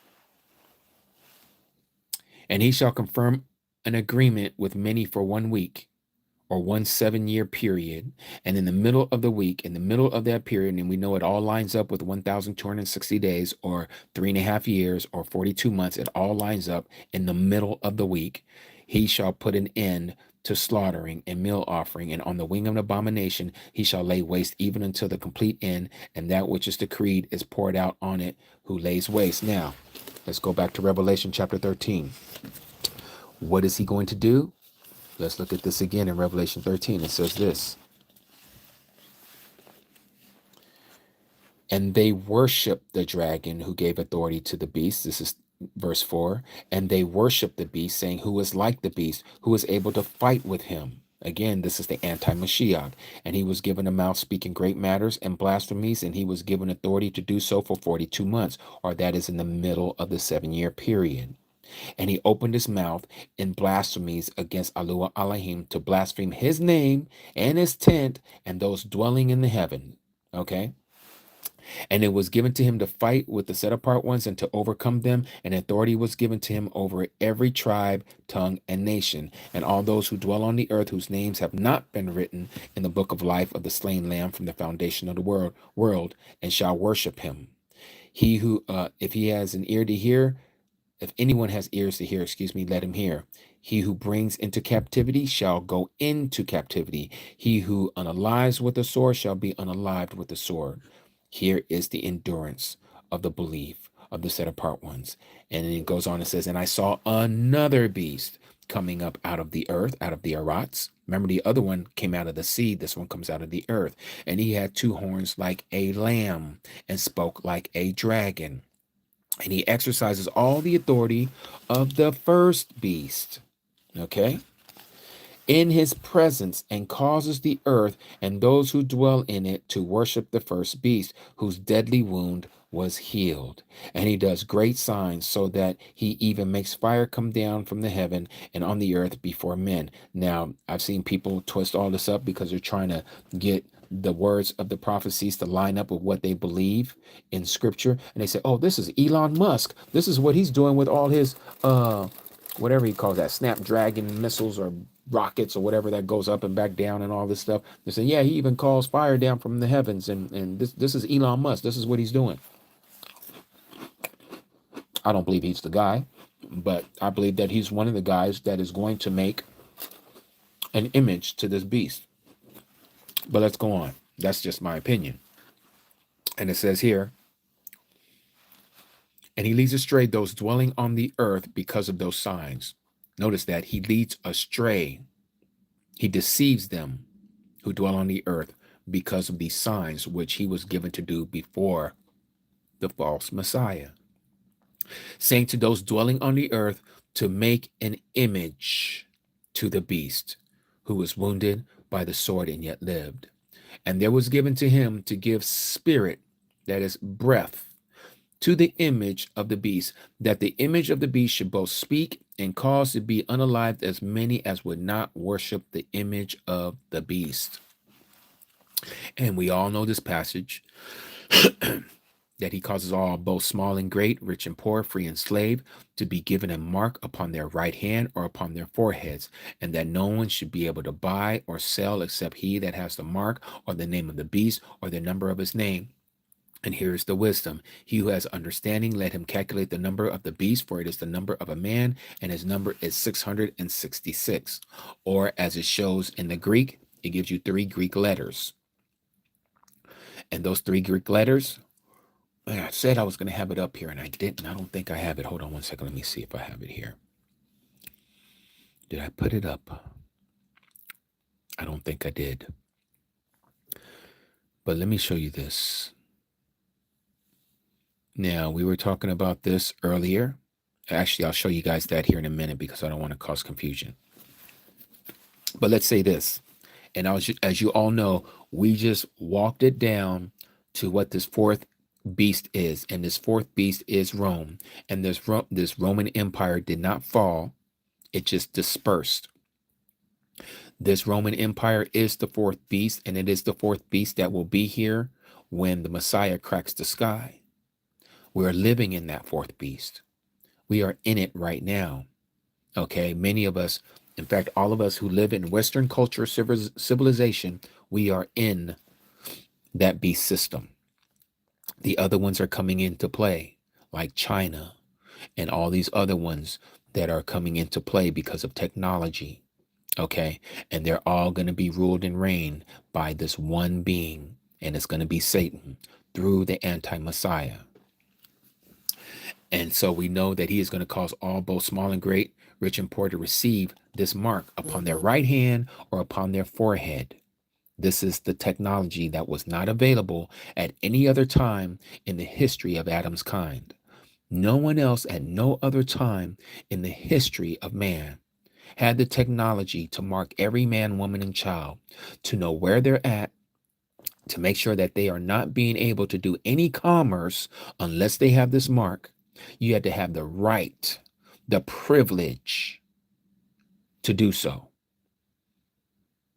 And it's all going to be under the control of Satan. You don't want to give Satan worship, you're not going to get to eat. You're not going to get to live in his kingdom. You have to have the right by him to do so. So he's going to cause all people, rich and poor, free and slave, no matter where you live on this earth, there's no place that you can hide from this beast system unless Yahuah put you somewhere where you can hide for that moment. This is why it's so important to be obedient. And this is not to say because even though you were obedient, that your life is not going to be taken. Excuse me, got a tickle in my throat. By the mark of the beast, or by the beast system. Your body, your life can still be taken. Even though you're doing all the right things and you're walking before Yahuah, because Yahuah says that a certain amount of people are going to be unalived in the book of Revelation chapter 6. Remember what they said to him here when the fifth seal is open. And we're not at the fifth seal yet. We're in the second seal right now. But notice what it says here about the fifth seal. Chapter 6, verse 9, and when he opened the fifth seal, I saw under the slaughter place of the beings of those having been slain for the word of Yahuah Elohim. That's the Old Testament. And for the witness which they held, that would be the New Testament. This witness is the testimony of Yahushua HaMashiach. And they cried with a loud voice, saying, How long, O Master, set apart and true, until you judge and avenge our blood on those who dwell on the earth? And there was given to each one a white robe, and they were told that they should rest a little while longer, until both the number of their fellow servants and their brethren who would be unalived as they were unalived, if I can ad-lib that, was completed. So there is a number, a completion of those who are going to be allowed to be taken by the beast system. Yahuah knows what that number is. We're never told what that number is. It is not for us to know what that number is. Just like he told those who are waiting, he told them to wait patiently, to be at peace until that time of vengeance happens and occurs. And so again, this beast system has been going on, as many of you know, since the days of Constantine. This beast system was erected before 325 AD. They weren't called Extians. They were called followers of the way. They were also known as the Nazarene. The beast system, the government of Rome, had to get control of these people who are changing so many people's hearts to the truth with the message of the Basora, of the great news. So what better way for the Roman Empire to come in and take control of this religious system? This is what it was all about back in those days when Titus Flavius, Emperor Nero, it was open season on our ancestors who were of the truth, the first generation of believers after the Messiah left. They had to go underground. This is when the Roman Empire started wiping out anything that had any Hebrew writing. The only things that they would allow to stay around was the Greek writings. This is why we have so many manuscripts of the New Testament in Greek and none of it in Hebrew, even though all of those who wrote in this book that we know, they were all Hebrew. They were Hebrew of Hebrews. They were Hebrew. Weren't learned men who went to colleges or universities to learn from their educational centers. They were fishermen. That's what they were. That was their occupation. The only one who wasn't was Matthew. Matityahu, he was a tax collector, as many of you know. So if anyone knew another language, it was him, of the disciples. And that's an assumption. Most of them didn't speak anything else but Hebrew. And so their writings would have been in Hebrew. But all of that was destroyed by the Roman Empire because they were going to rewrite history. And so they whitewashed a lot of history. And this is why we have everything coming from the Vatican and not from Jerusalem, from a different geographical location. Christianity was birthed not in Jerusalem, but in Rome, in Italy. Two different areas of the world. Let me show you on this map that I have before you. Here is Jerusalem, this little tiny spot over here. And way over here is Italy, and Rome would be right in this area. Now, from here to here, it looked like it's not that far, but if you was to put this over the United States, I'm guessing it's right around about 1,000 miles, straight as the crow flies. That's a long ways away. That's not right around the corner. It's not like going from Nevada to California. No, this is some distance. Christianity was born in Rome. In Rome. Not in Jerusalem. It was created in Rome. Now, let's go back to Daniel. I want to show you guys a little bit more of this anti-Mashiach and what it talks about there about him. Now, we were in chapter 9. Now we're going to go into, let me make sure. Chapter 11. In chapter 11, it says here, now this is where it gets a little convoluted, it gets a little trippy.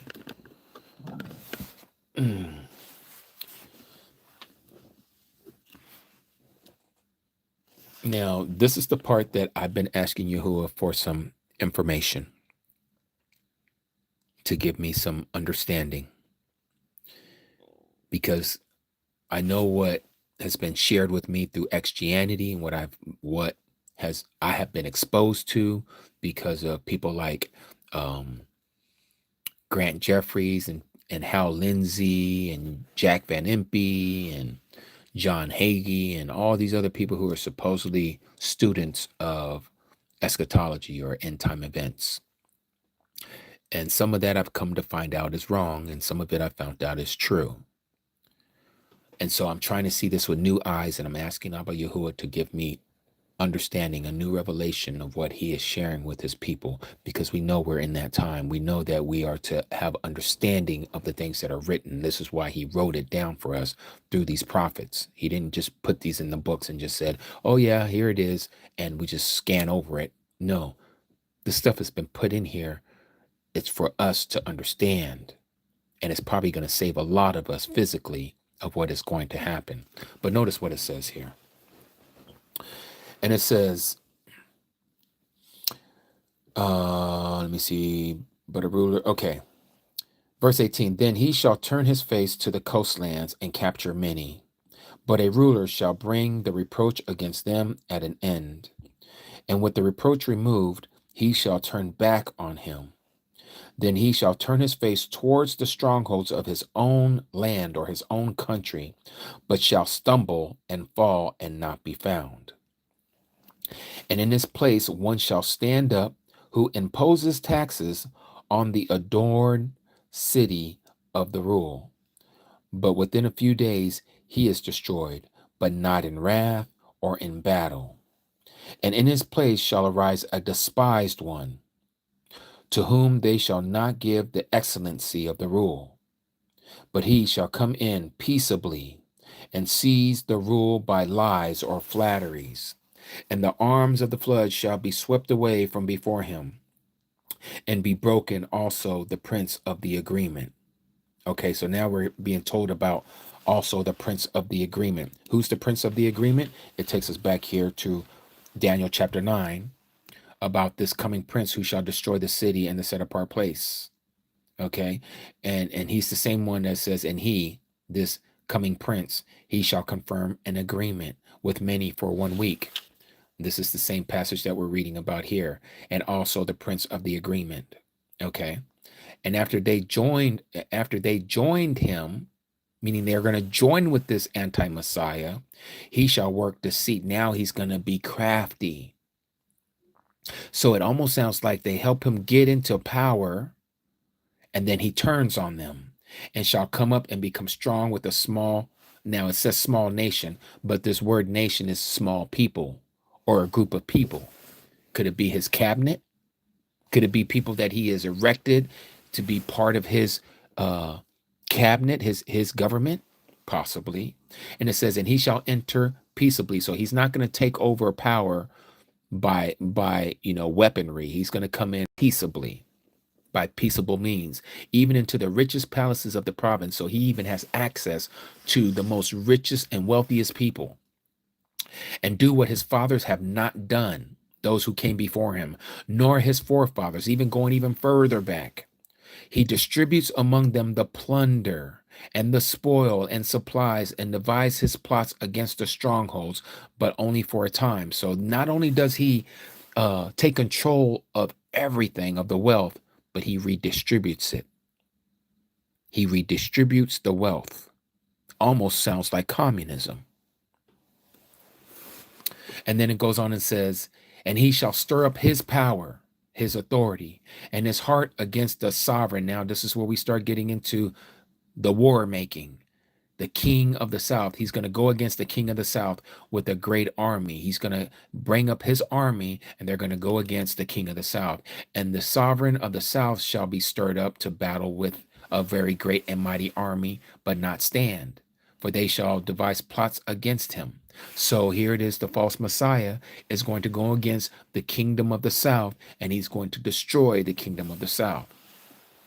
And it says, and those who have been eating his food shall destroy him, and his army be swept away, and many shall fall down slain. So those that this king of the south has been helping is now going to get destroyed. Even those that he helped, they're going to turn on him. Okay, and it says, and both of these kings' hearts are to do evil. So the king of the north, which is the false Messiah, and the king of the south, who is going against the Messiah, this false Messiah, they're both going to be speaking lies at the same table. So this sounds like to me that they are going to be having a peace treaty. They're gonna try to settle out the dispute, and they're gonna have peace talks at a table. And it says, but it shall not prosper. They're going to both be speaking lies at the same table, and it shall not prosper, for the end still is for an appointed time. It says, and then he shall return to his land with much supplies. This is talking about the false Messiah, and his heart be against the set apart agreement. Now he's coming again against what Yahuah has told, what is the truth, and he's going against it. This is the false Messiah. And he shall act and shall return to his own land. So that means he is going back to wherever he came from, and he is going to institute what he's trying to do all over the world, he's going to do in his land. And at that appointed time, he shall return and go towards the south, but it shall not be like the former or the latter. So once again, he is going to go back towards the same people that he just fought with, the kingdom of the south, and he's going to go back at them again. And it says it's not going to be like it was the last time, and not like it was the former or the latter. So this is a third one. This would probably be a third world war. This is what I think it's talking about. And it says, for ships from Kittim, and here Kittim means the western lands, shall come against him, and he shall lose heart and shall return in rage against the set apart agreement. He's going to, once again, he's going against us, those who are trying to keep the truth, those who are walking in the truth. And he's going to act against us and shall return and consider those who forsake the set apart agreement. So now there's going to be some of us who are going to say, yep, I'm done with this. I am not walking this truth anymore. He's over here taking off people's heads. I'm not dealing with this. I thought I had it in me, but I can't do it. So I'm going to do away with the agreement. I'm going to be a part of the kingdom of Satan. Now, they ain't going to call it Satan, but they're going to follow this person. And so they're going to forsake the agreement. And it says, and strong ones shall arise from him and profane the set apart place, the stronghold, and shall take away that which is continual and set up the abomination that lays waste. This, my opinion, I believe is going to be his throne. He's going to set it up in the place that it shouldn't be. And it says, and by flatteries, by lies, he shall profane and do wrong against the agreement. He's just going to totally be blasphemous. And he's going to say he's the one. I'm the creator. I'm Elohim. Just like we read in 2 Thessalonians chapter 2. He's going to profess himself to be Elohim. He's going to be worshipped as if he's Elohim. He's going to be sitting in a place thinking and making everyone believe that he's Elohim. This is what I believe we're being told right here. And it says, and strong ones shall arise from him and profane the set apart place and the stronghold, and shall take away that which is continual and set up the abomination that lays waste. This is the abomination that's going to cause desolation. This is the third temple. And by flatteries he shall profane those who do wrong against the agreement. So he is going to find favor with those who are not keeping the Torah, which is going to be Christendom. Just like it was in the Third Reich, this is the Fourth Reich that we're seeing right now. Just like Hitler used the Christians in Germany, go back and look at the history. You're going to see that it was the Christian nationalists of Germany that was behind Hitler. We're seeing it again. We're seeing it again. Now, I'm not saying it's President Trump, but we're seeing it again. And it's the Christians that are behind President Trump, the evangelical Christians. He can't do nothing wrong. Everything he does is right. Why? Because he's so-called in bed with Israel, helping Israel. Those who bless Israel shall be blessed. Those who curse Israel shall be cursed, right? We were talking about this yesterday, but that's not what it says in Genesis chapter 12. It was specifically talking about Abraham. Those who barak Abraham shall be Baruch. Those who curse him shall be cursed. It didn't say those who come from his seed and to them and their children. It didn't say anything about that. It was specifically for Abraham.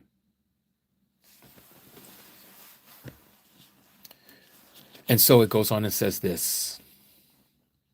And those of the people who have insight, now it's speaking of you and me, those of the people, those of the Kadashim, the set apart ones, who have insight shall give understanding to many people.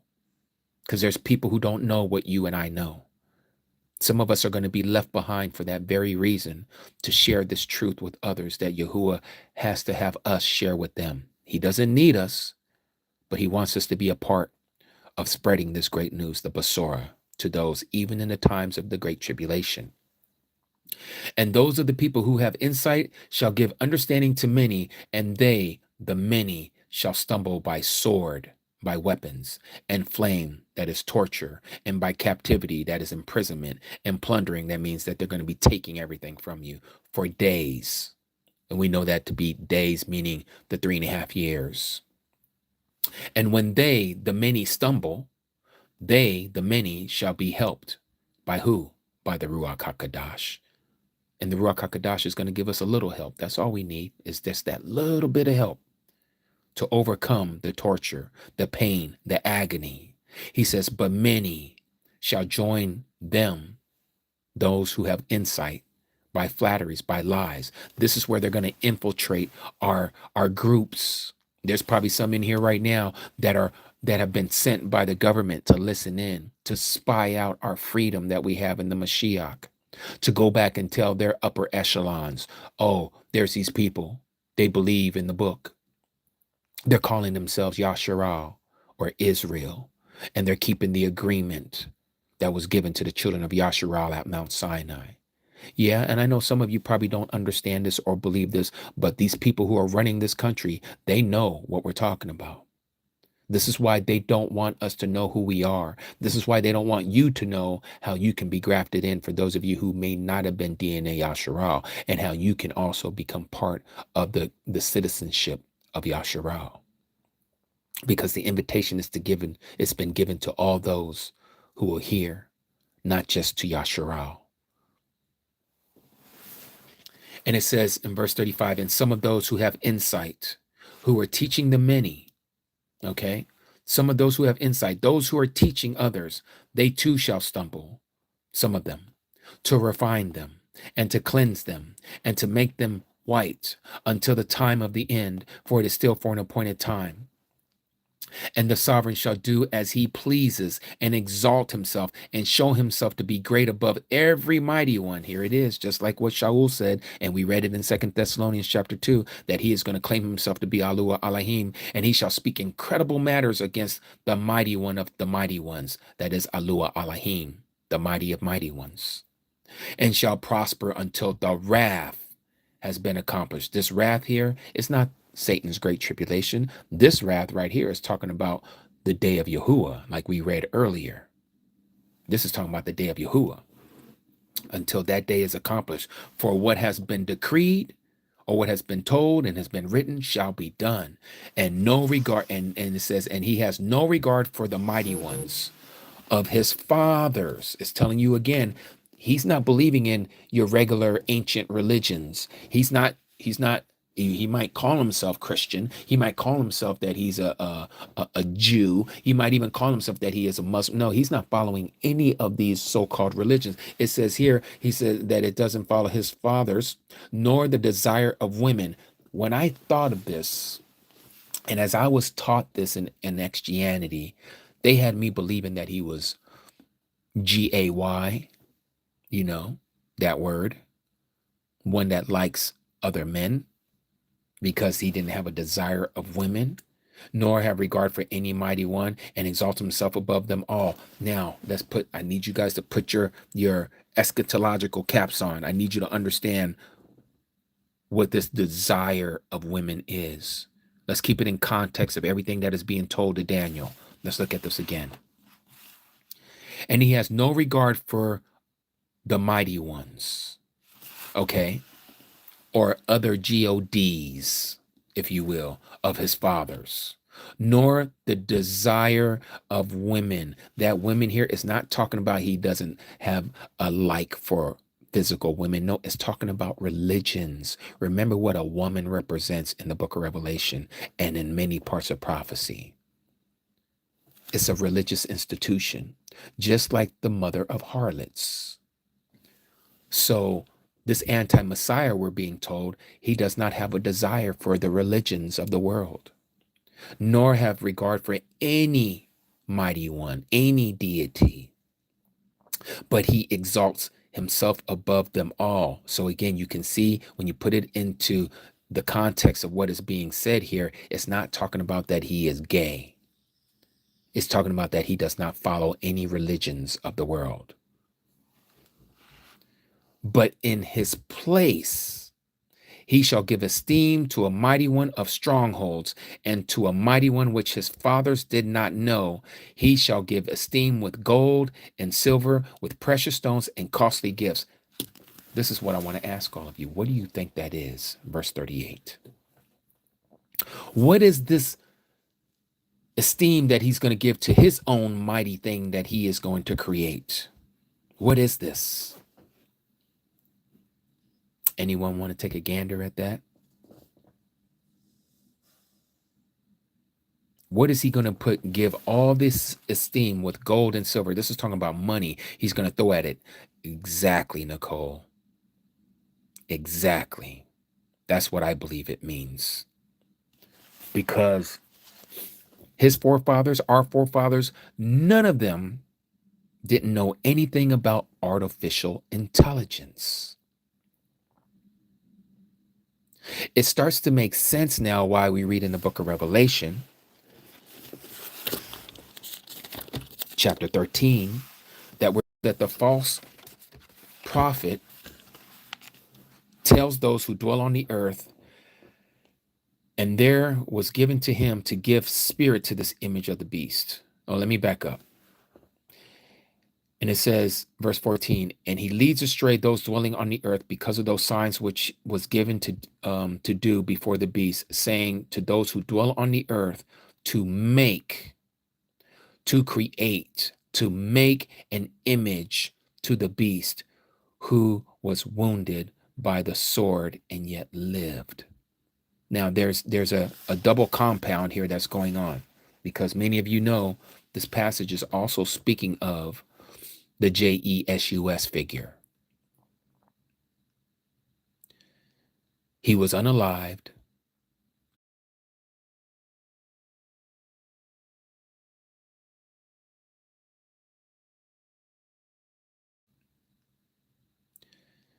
He was unalived and yet lived. Resurrection. And there was given to him to give spirit to the image of the beast. The image, Jesus, is speaking to Christendom that Jesus is the Messiah, that Jesus says that the law has been done away with, that Jesus says that you don't have to keep the Sabbath, that every day can be your Sabbath because I am the Lord of the Sabbath. This is how they gave him a voice to speak through the words of what we know as the New Testament. But at the same time, it has a double meaning.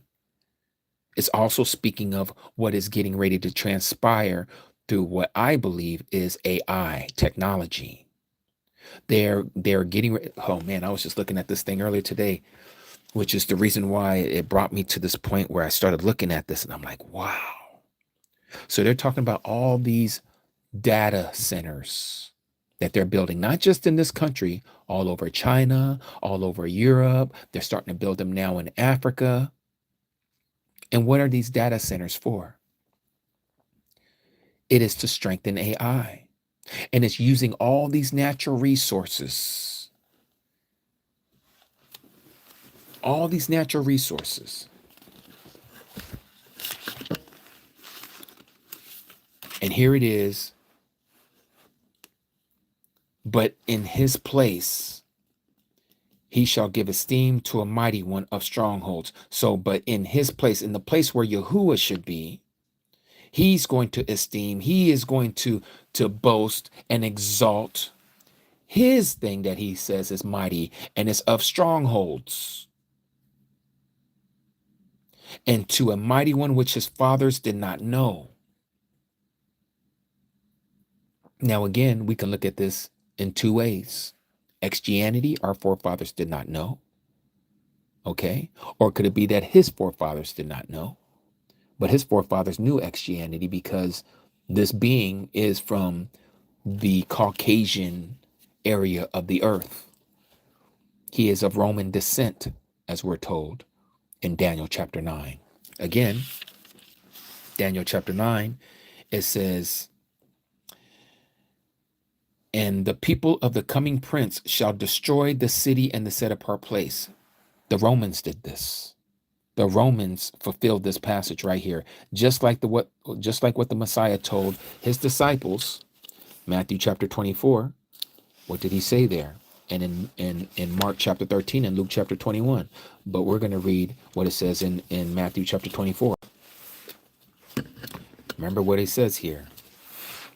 Matthew chapter 24, it says, and going out, Yahushua went away from the set apart place, and his taught ones, the Talmudim, that is, the disciples, came near to point out to him the buildings in the set apart place. And Yahushua said to them, do you not see all of these? Truly I say to you, not one stone shall be left upon another at all, which shall not be thrown down. This right here, he was prophesying about 70 AD, which we know in the annals of history, and you can read it in Josephus. You can read it in some of the other historical records that this is what actually transpired coming up to 70 AD. I think it started in 67 AD, was what they call the Jewish Revolt or the Wars of the Jews that Josephus talks about in his book. That's when this happened. And it was completed in 70 AD. It was destroyed. It was taken out. And so again, when we go back here, and it talks about how he is going to build in this place, and he's going to esteem a mighty one of strongholds, and to a mighty one which his fathers did not know, and he shall give esteem, or he shall exalt it with gold and silver. So he's going to put a lot of money towards this. And there is a person who put a lot of money towards AI when he came into office. And it was called, I know it had to do with Stargate, but I can't remember what else he said about the Stargate. This is right after President Trump was in office. He sets up this Stargate initiative thing, where he had all these people from AI technology, ChatGPT, OpenAI, they're all over there at the White House. And now in the news, they're going to spend some astronomical amount of money towards AI technology. And they're telling us it's so that the United States of America will outdo China. Has nothing to do with that, because they're both are going to be doing it, meeting it from opposite ends of the rope. They're burning it on both sides to bring about this phoenix rising from the ashes, this fourth kingdom that is going to live out exactly what they want it to be. It's going to be this fourth kingdom, this fourth beast system to its full potential. Some people call it the Fourth Reich. It's happening right in front of our face. And so it goes on and says, and he shall act against the strongest strongholds with the foreign mighty one. I believe that to be AI, which he shall acknowledge. He shall increase in esteem and cause them to rule over many and divide the land for gain. He's going to cause them to rule over many. AI technology. Now, is this the key to the bottomless pit? That AI technology is going to figure out how to work CERN, this what do they call it? The accelerator, this atom accelerator that's over there in Geneva, Switzerland. Is this what we're reading in Revelation chapter 9, where it says this?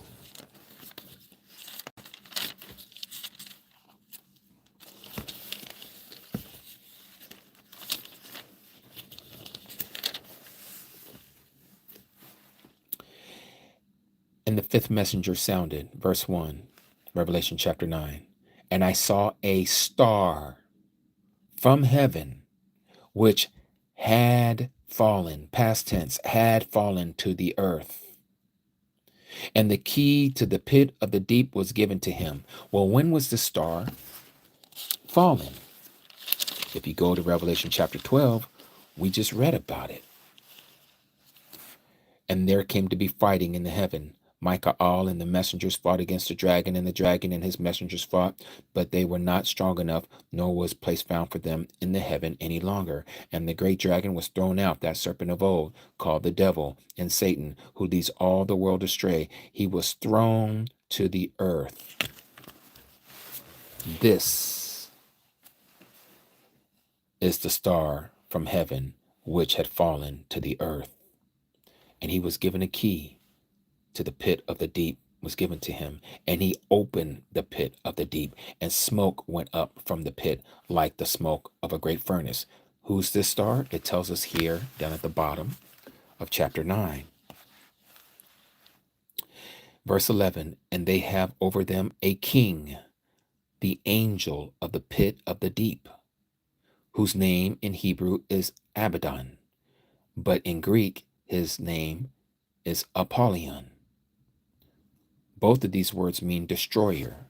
Who is the one who comes to kill, steal, and destroy? Is it not Satan? Is he not the destroyer? He is Abaddon. He is Apollyon.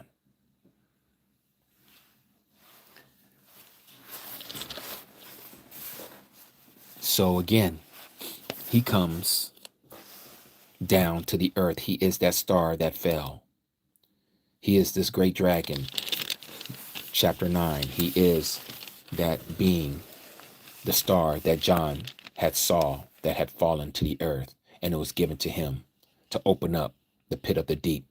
I believe, again, my opinion, that this is the CERN technology, the Hadron Collider. That's what I was trying to remember. The Hadron Collider, this accelerator, where they take these two atoms, and we're talking about this huge tube under the ground that runs like 17 miles, and they're making a bigger one now. And this thing is running from, they're two different atoms running in opposite directions, and they meet up at the same time, going through the 17-mile loophole, and then they smash into each other at the same time. And for that split second, they're able to open up to another dimension, but it ends up collapsing. It's not stable enough to stay open. And they have captured visions of what is on the other side when these two atoms collide, and they've seen other beings on the other side of this dimension. I believe, again, this is just my opinion, that Satan is going to give them the information through AI technology how to make this happen. The information, the key to this knowledge is going to be given to them. And when AI is at its fullest potential, they're going to create this image, an image to the beast. They're going to worship, all of them are going to worship Satan, the dragon, through this image.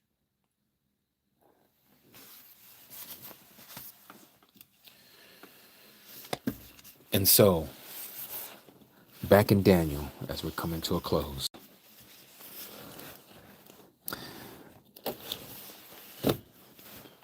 Daniel chapter 11. Again, verse 39, and he shall act against the strongest strongholds with the foreign mighty one. My opinion, AI technology, which he, this false Messiah, shall acknowledge. He shall increase in esteem and cause them to rule over many through this AI technology that you have to buy. You can't buy, sell, or trade lest you have this mark. And AI technology is the one that's going to govern all the people on the earth and divide the land for gain. Again, a redistribution of wealth. And at that time, at the time of the end, the sovereign of the south. So here we go back again about the king of the south shall push against him. That is the king of the north, which I believe is going to be NATO, North Atlantic Treaty Organization. And the sovereign of the north rushes against him like a whirlwind with chariots and with horsemen and with many ships. This is talking about this battle at Armageddon, as we're told in Revelation chapter 16, verse 16. This is coming up to what we know as Armageddon. And he shall enter the lands and shall overflow and pass over and shall enter into the splendid land. This is the promised land. And many shall stumble, many shall fall, many shall die, but these escape from his hand. Edom, Edomites, Moabites, and the chief sons of Ammon, which today is known as Jordan, the country of Jordan. And he, the false Messiah, shall stretch out his hand against the lands, and the land of Mitzrayim, the land of Egypt, shall not escape. Why? Because Egypt is where the king of the south comes from. Something is going to happen with Egypt, and Egypt is going to be against what is going on with the European nations. So the Hamites and the Japhites are going to duke it out. And that's going to be the battle at Armageddon. And this is where we read about in the book of Revelation that the Euphrates River is drying up, as we're seeing that's happening right now. And it's making the way for the kings of the East, which is where China is going to come in, and they're going to come into play. And it's probably going to also bring India. And it's going to be this 200 million man army that both of those countries can give, because both of those countries are over 1 billion population, both. Okay. And they're going to be coming westward towards Jerusalem, towards Israel. And so they're going to come to the help of the African nations, the Arab League, the Egyptians and the Libyans and the Ethiopians, which is called Cush.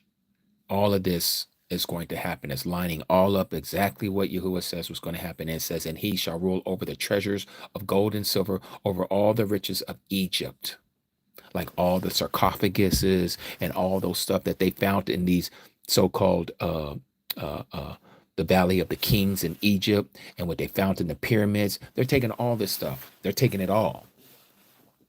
And it says here, and he shall rule over the treasures of gold and silver, over all the riches of Egypt, of Libya, of Ethiopia, and they shall be at his steps.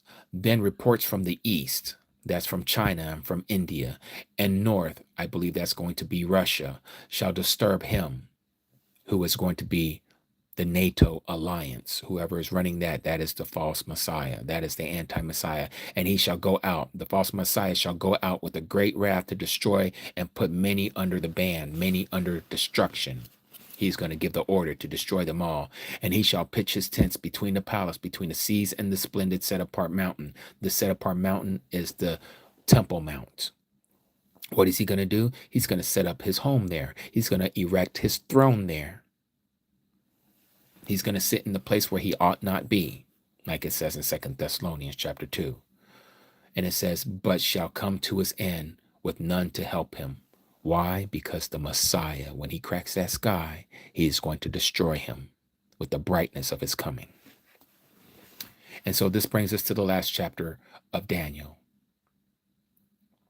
Now at that time, Michael, the archangel, shall stand up, the great head who is standing over the sons of your people. So now we're brought back to Daniel's people.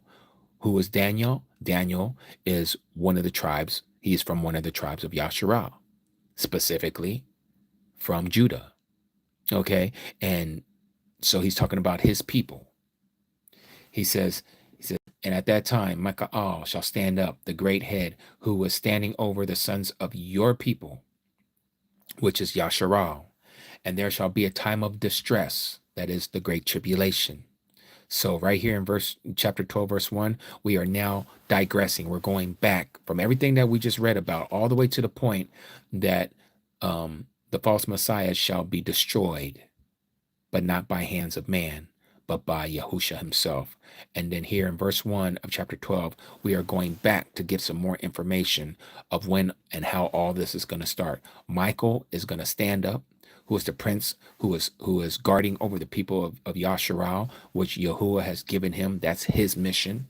That's why he was created. And he's going to stand up over the sons of your people, Yasharal, and there shall be a time of distress. This is that time of the great tribulation, such as not been ever since there was a people until that time. And at that time, your people shall be delivered, everyone who is found written in the book. Not at that exact moment when the Great Tribulation starts. Yes, there's going to be 144,000 who are going to be saved, but there's even more than 144,000. Okay, because you'll see here, it's not talking about the moment of the Great Tribulation. It's talking about when the Great Tribulation is over. This is what it says here. And many of those who sleep in the dust, this is the resurrection, the first resurrection of the earth, wake up. Resurrection. Some to everlasting life. That's the first resurrection. And some to reproaches and everlasting harborings. That's the second resurrection. And those who have insight shall shine like the brightness of the expanse of the firmament. And those who lead many to righteousness shall righteousness like the stars forever and ever. And so now we come back to where we started. But you, O Daniel, hide the words, and seal the book until the time of the end. And many shall diligently search, and knowledge shall increase. Then I, Daniel, looked and saw two others standing, one on this side of the river and the other on the other side of the river. And one said to the man dressed in the linen, who was above the waters of the rivers, how long until the end of these wonders? And I heard the man dressed in linen, who was above the waters of the river, and he held up his right hand and his left hand to the Shamaim, and swore by him who lives forever and ever, that it would be for an appointed time, appointed times, and half a time, or 3.5 years, 42 months, 1,260 days. And when they have ended scattering the power of the set apart people, that is you and me, then all these shall be completed. Let's go here to Revelation, where it talks about this. Revelation, I believe, is chapter 10, where it talks about this mighty messenger, this mighty angel. Remember what we just read here. What did it say? And I heard a man dressed in linen, who was above the waters of the river, and he held up his right hand and his left hand to the heavens, and swore by him who lives forever and ever. Revelation chapter 10. And I saw another strong messenger, another angel coming out from the Shama, robed in a cloud, and a rainbow on his head, and his face was like the sun, and his feet like the column of fire, and having in his hand a little scroll opened. And he placed his right foot on the sea and his left foot on the land, and he cried with a loud voice as when a lion roars. And when he cried out, it says 7 thunders spoke their sounds. And when the seven thunders spoke their sounds, I was about to write, but I heard a voice in the Shama saying to me, seal up what the 7 thunders spoke and do not write them. And the messenger whom I saw standing on the sea and on the land lifted up his right hand to the Shama and swore by him who lives forever and ever, who created the Shama and what is in it, and the earth and what is in it, and the sea and what is in it, that there shall be no further delay. No further delay. So what we're reading here, oh boy, bring that up. So what we're reading here in Daniel, let me hold on one second. You guys got to get that together. In Daniel, chapter 12, in verse 7, and I heard a man dressed in linen, who was above the waters of the river, and he held up his right hand and his left hand to the Shamaim, and swore by him who lives forever, that it would be for an appointed time, appointed times, and half a time, again 3.5 years. And when they have ended scattering the power of the set apart people, then all these shall be completed, or the great tribulation will be done. Okay. And here in Revelation, we're being told the same thing. And swore by him who lives forever and ever, who created the heaven and what's in it, and the earth and what is in it, and the sea and what is in it, that there shall be no further delay. But in the days of the sounding of the 7th messenger, the 7th angel, when he is about to sound, not that when he sounds, but when he's about to sound, the secret or the mystery of Yahuah Elohim shall also be ended, as he declared to his servants, the prophets. What is going to be the secret that will be revealed? That Yahusha is Yahuah. It's the same being. He kept himself separate. And this is why you have people so confused about the Trinity and those people who think that he's a twinity. He is not a twinity. He is not a trinity. He is one being. He keeps telling us, "Hear, O Yasharal, Yahuah Elohim, Yahuah Akkad." Yahuah is one. He's one being. He's not lying to us. He's not trying to cause confusion and complicate matters. He's just letting you know this is what he does. You cannot keep an infinite being limited. You can't limit him. You cannot limit the creator. And so this is the secret of Yahuah Elohim that shall be revealed. That's why this book is called Revelation or Apocalypsis in the Greek.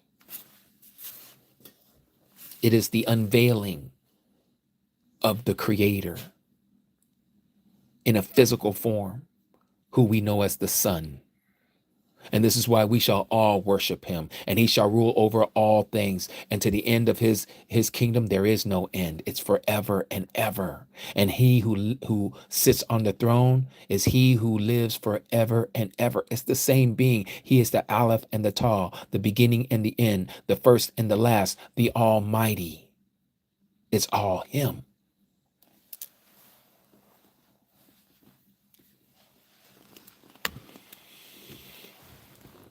And so then this puts us to the very end here.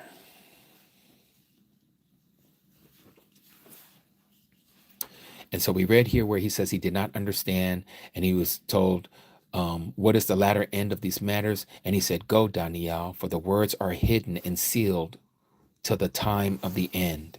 And many shall be cleansed and made white and refined, but the wrong shall do wrong, and none of the wrong shall understand. But those who have insight shall understand. So the wrong are going to continue to do wrong, just like we're told here in Revelation. Notice what it says here.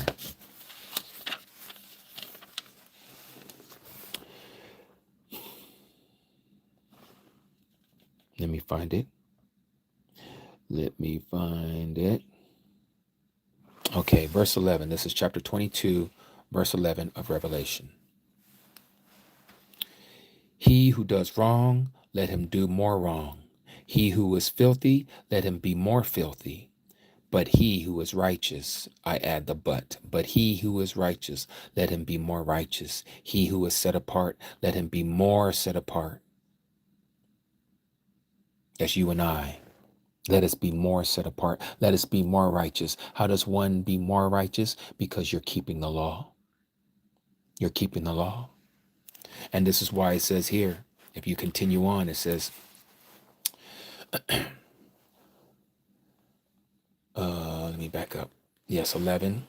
Okay, and it says, and see, I am coming speedily, and my reward is with me, says the Mashiach, to give to each one according to their work. And he says, I am the Aleph and the Tav, the beginning and the end, the first and the last. Baruch are those doing his commandments, so that the authority shall be theirs unto the tree of life, and to enter through the gates into the city. If you are not keeping his commandments, you are not going to get the opportunity to eat from the tree of life.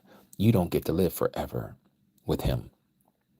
You're going to live forever in the other place, the lake of fire, where your torture and your torment goes up forever and ever, where you have no rest, day nor night. But for those of you who keep his commandments, who are doing his commandments, you shall have the right to the tree of life and enter through the gates into the city. As I always say, there is no Christianity gate, no Christian gate. There is no Gentile gate. There is no Muslim gate. There is no Buddhist gate. There's only the 12 tribes of Israel gate. You must be one of the 12 tribes. Yahuah is going to give you and assign to you which tribe you are with to enter and have the right to enter into the eternal city.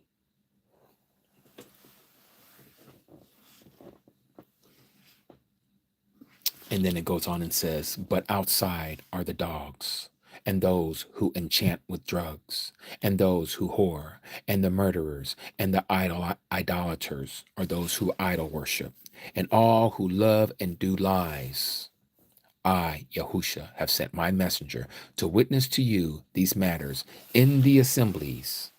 I am the root and offspring of Dawood, the bright and morning star, and the Ruach, and the bride say, Come. And he who hears, let him say, Come. And he who thirsts, come. And he who desires it, take the water of life without paying. For I witness to everyone hearing the words of the prophecy of this book. If anyone adds to them, Yahuah Elohim shall add to him or her the plagues that are written in this book. And if anyone takes away from the words of this book, of this prophecy, Yahuah Elohim shall also take away his part from the book of life and out of the set apart city which are written in this book. He that bears witness of these matters says, Yes, I am coming speedily. Amat. Yes, come, Master Yahusha. The favor of our Master Yahusha, the Messiah, be with the set apart ones. Amat. And so that concludes what I wanted to share tonight about the false Messiah and about this AI technology that is here now, that is with us. It's not going anywhere. But this is what Yahuah is going to destroy, because it has now become a cancer, and it's only going to continue to grow until Yahuah destroys it. Because if he allows it to continue to go, as he says, no flesh shall be saved, but for the sake of the elect ones, he shall shorten those days. Hallelujah, Yahuah. Hallelujah, Yahuah. All right. So any questions or comments concerning what we talked about or what I shared with you all?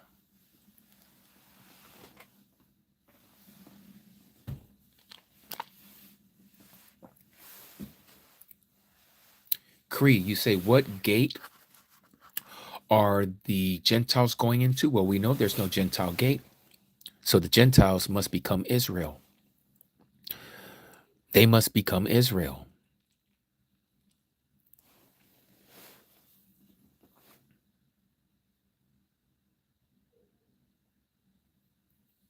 You're very welcome, Cody Treese, and to the rest of you.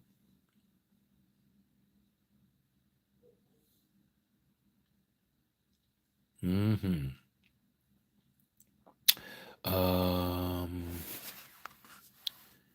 Let's see. Yes. Yeah, because we don't know exactly which one that Yahuah is going to have go where, right? And which tribe we are going to be with. But it does say this. Let me show you that. You're very welcome, Gina. In Yashiyahu and in Isaiah, it says this about those who are going to, let me see here. I always be forgetting this passage.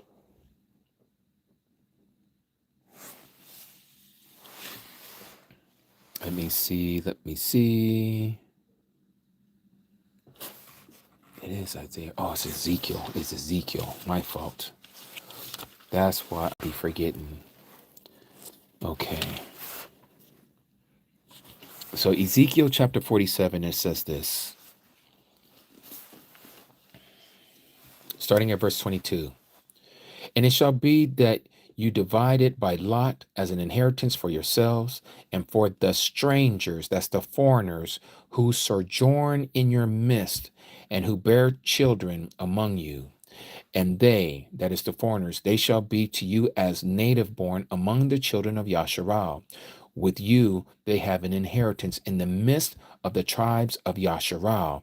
And it shall be that in whatever tribe the stranger, the foreigner sojourns or travels with, there you give him his inheritance, declares the Master Yahuah. So from this passage right here, if you are saying that you identify with Yehuda, it sounds like you're going to be with the tribe of Yehuda. If you're identifying with Issachar, then you're going to be identified with Issachar, and so it goes.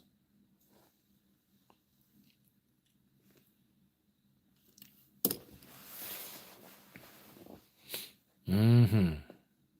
Amat. That's right, Akodi Stella.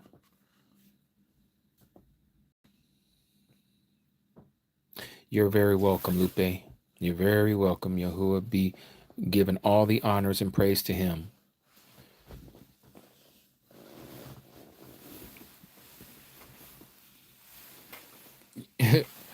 Yah's daughter, I identify as Yasharal. Great answer. We're all Yasharal. Yes. Yes, thank you for that, Lisa Hagen. Yes, don't forget to thumbs up this study that we had tonight.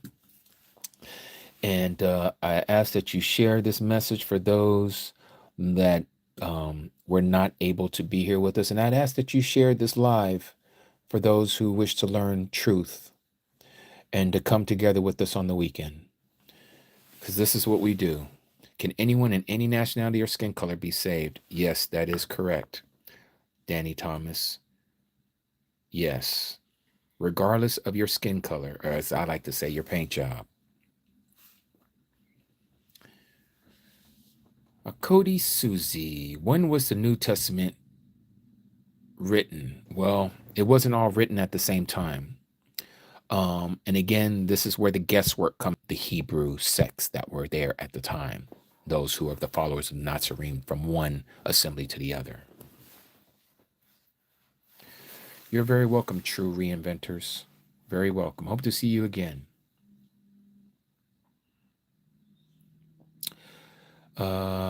The one Melly, why now I see every human the wrong way. Can you expound on that?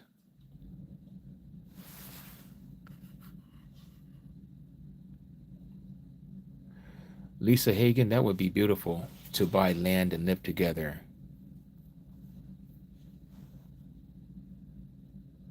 Shadow banned. You know, I've always used to hear shadow banned. What does it mean to be shadow bound? Can you enlighten me on that, Cody Nazareth? You're very welcome, John.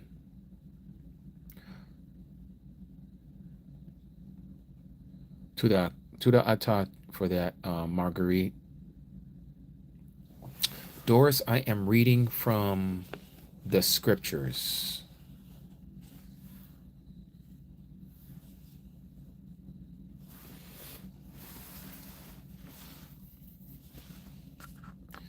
Let's see. Your notifications don't come through. You don't even show up unless I directly search for you. Oh, yes. Well, we know that's going to be the same as what's been going on TT, right, Nazareth? Aki Victor, Shabbat Shalom, you said, where does the 144,000 in scripture, are they taken away? Okay, so that is in Revelation chapter 14. Well, it actually begins before Revelation chapter 14. So let's go there real quick. So Revelation chapter 14, well, let's first start off with Revelation chapter 7, where they're sealed, okay? So Revelation chapter 7, we're told about them being sealed, 12,000 from each tribe, okay? We're not going to go down the whole list, but we're going to read this part. It says here, verse 3, do not harm the earth, nor the sea, nor the trees, until we have sealed the servants of our Lua Elohim upon their foreheads. And it says here in verse 4, and I heard the number of those who were sealed, 144,000, sealed out of all the tribes of the children of Yasharal. Now, before we go on, as a side note, this passage here, where it talks about this in Revelation chapter 7, is a continuation of what we're told here, starting in verse 1 of chapter 6 about the 7 seals. So chapter 6 and chapter 7 and the very beginning part of chapter 8 has to do with sealing, or seals, to be sealed. So you have the first seal when it's broken, you have the second seal broken, the third seal, the fifth, all the way to the 7th seal. And we're also talking about sealing of the 144,000. This is all in one sequence, okay, which is the second sequence of the 8 sequences of the book of Revelation. You might be asking me, what is sequences? Well, there's 8 different parallel stories that are being told to us, and yet they all line up together. Each sequence is a series in itself. So you have the seven assemblies, that's one sequence. You have the seven seals, that's a second sequence. You have the seven trumpets, that's the third sequence.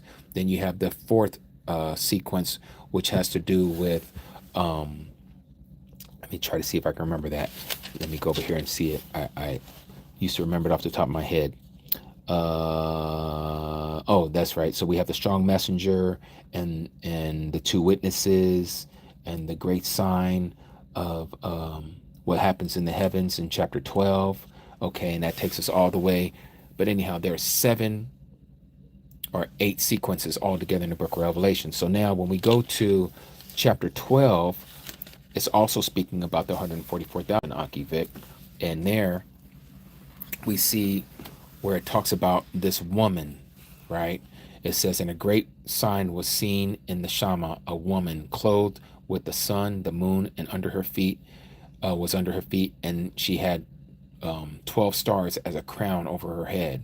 And so here you see I have my little cheat sheet, if you will, Genesis chapter 37, verse 9, where it gives us clarification what the symbol of the sun, moon, and the 12 stars represent. So if we go to Genesis chapter 37 and reread this here, it says this. It's talking about Joseph, the dreamer. It says, and he dreamed still another dream. And he related it to his brothers and said, see, I have dreamed another dream. And see, the sun and the moon and the 11 stars bowed down to me. And he related it to his father. Remember, his father, Joseph's father, was Jacob, also known as Yasharal, name changed to Yasharal, and his brothers. And his father rebuked him and said to him, what is this dream that you have dreamt? Shall we, your mother, his mother rather, representing the moon, and I, the father, Yasharal representing the sun, and your brothers, the 11 stars, indeed come and bow down to you, before you, down to the earth before you? And his brothers envied him. They were angry with him. They were jealous of him. But his father guarded the word. He thought about what his son said to him. Okay, so we see here that the sun, moon, and the stars represents Israel. Okay, and so we see that here in Revelation chapter 12, when it gives us this description of this great sign that was seen in the heaven, that this woman was clothed with the sun. Okay, remember, woman represents a religious ideology, a belief system. Okay, and here this woman represents the 144,000. It represents Israel, because we have the sun, which is the dad, we have the moon, which is the mom, and then we have the 12 stars. That's the 12 tribes. Okay, this goes in line with Revelation chapter 7. But notice what it says about the 144,000. What happens to them? It says here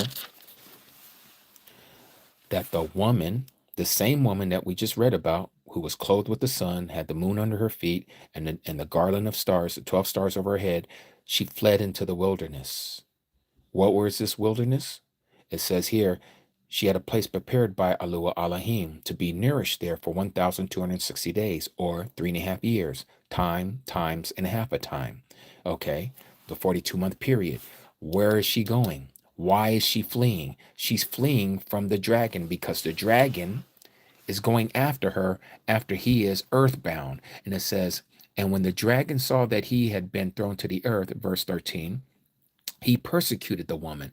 He goes after the 144,000 who gave birth to the male child. Who's the male child? The Messiah. The Messiah was the male child who was going to rule over the nations of the earth. And that's what it says here. What did it say here at the beginning? And she bore a male child, verse 5, who was to shepherd all the nations, all the countries, with a rod of iron. Okay, but this child went back up to Elohim and to his throne. This is why we know this is speaking about Yahusha, the Messiah. All right, but here again, it talks about how the woman was given 2 wings of a great eagle to fly into the wilderness, just like what we're told here. And the woman fled into the wilderness, where she has a place prepared by Yahuah Elohim to be nourished there for 1,260 days. So down here, we're told that she flies into the wilderness to her place, again, because of what we read here, that was prepared by Yahuah Elohim. She goes to this place, the 144,000, and where she is nourished for a time, times and half a time, or 3.5 years. Where? From the presence of the serpent. Okay, so now here's the serpent trying to go after the woman, which what I think is probably the military, and to cause her to be swept away by the river, which is usually symbolic of a military. And the earth helped the woman. The earth helped the woman. Okay, so the earth did something. It opened up a big crevice in the ground, and it swallowed up this river, this military, which the dragon had gave command to go after the woman. And so the dragon was angry when he saw that the woman escaped. So he goes after to fight with the remnant of her, this woman's seed, the same woman that we were talking about at the beginning of Revelation chapter 12, that was clothed with the sun and had the moon under her feet and the 12 stars. But now notice here it talks about how that he went to fight with the remnant of her seed. This is what we was reading about in Daniel chapter 7, 8, and also 11. And we read in Revelation chapter 13 that what the false Messiah goes out and makes war against the set apart ones. He goes after those who are keeping the commandments of Yahuah Elohim and have the testimony of Yahusha in their mouth. He's going after us. He's making war with us. He tramples us. He overpowers us. He prevails over us. Okay, Yahuah allows him to do so.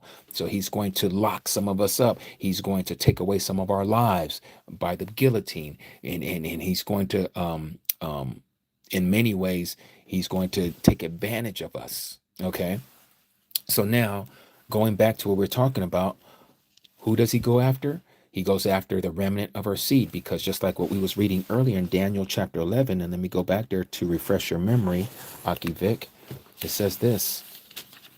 Remember what it says in Daniel chapter 11. It says here, and those are the people who have insight shall give understanding to many. So those of us who have understanding, we're going to be teaching others this truth. And they shall stumble by sword and by flame, by captivity and plundering for days. This is during that 1,260-day period, or the times and half a time. Okay, this is why the 144,000 have been promised. They are symbolically the assembly of Philadelphia. They're the only ones who are going to escape this time of trial that's going to come upon the earth. And this is what you read in Revelation chapter 3. So let's go back there, which also talks about the 144,000. It just doesn't mention the 144,000, but you know that that's who it is. And this is why we know this. So look at this. Revelation chapter 3, verse 7, and the messenger or the angel of the assembly of Philadelphia write, he who is set apart, speaking of our Messiah, he who is true, again speaking of our Messiah, he who has the keys of Dawood, and he who opens and no one shuts, and shuts and no one opens, again speaking of our Mashiach, Yahusha. And he says, I know your works, speaking to the assembly of Philadelphia, the 144,000.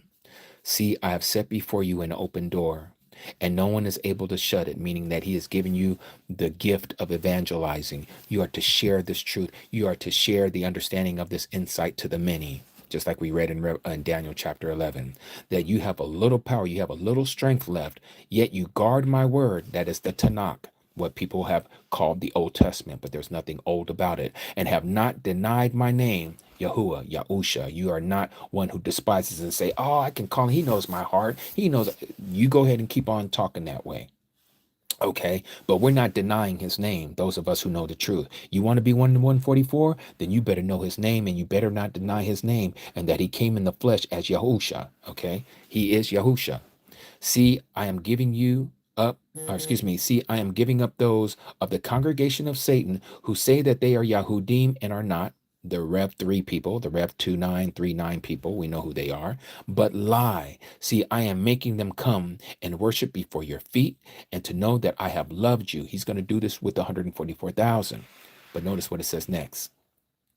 Because you have guarded or kept my word of endurance, I also shall guard or keep you from the hour of trial. That is the great tribulation, the hour of trial, which shall come upon all the world to try or test those who dwell on the earth. This is everyone. How is he going to test them? Are you going to take the mark or are you not going to take the mark? If you take the mark, you just failed that test. Just like people who took the jab. Don't do it with this mark. The jab was a dry run. The next one is going to be the real one. Don't take it.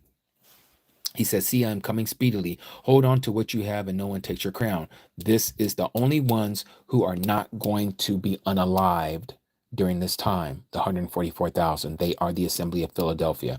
What does Philadelphia represent? It's the Greek word brotherly love, just like the city of Philadelphia here in the United Snakes of America. It means brotherly love, those who have love for the brethren. Okay.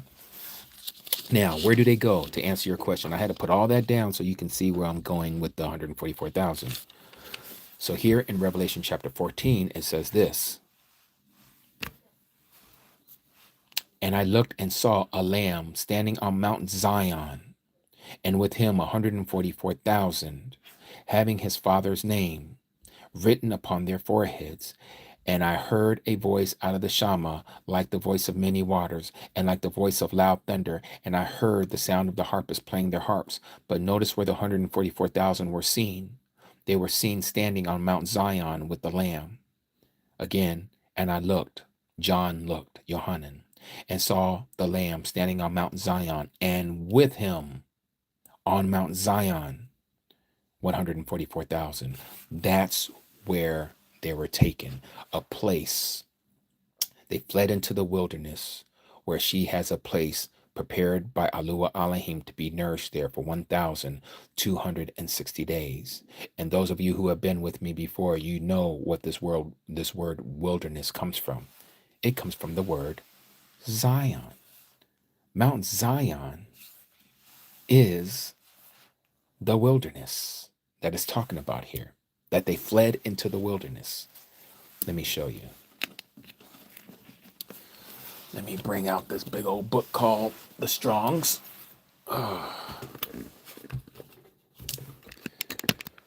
Okay, here in the Strong's Concordance, we are going to look up the word Zion. I've done this a little while back ago. I haven't done it in a while. I think it's actually in the S-I-O-N. They spell it with an S instead of a Z. So let me go here and make sure that that's what it was.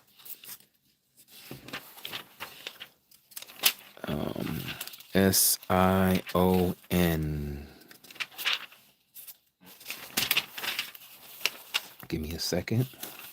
Oh, I done passed it. Here we go. Okay.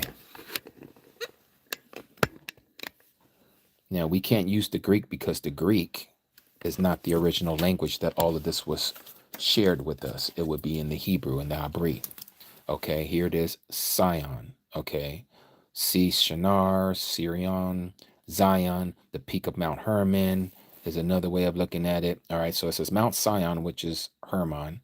That's Deuteronomy 48, a district of Jerusalem, which is another name for it. But notice what it says here. And again, we see Revelation 14:1, 46:22. 46:22. That's the Hebrew number. So let's go to 46:22 in the Hebrew portion of this book. Number 46:22.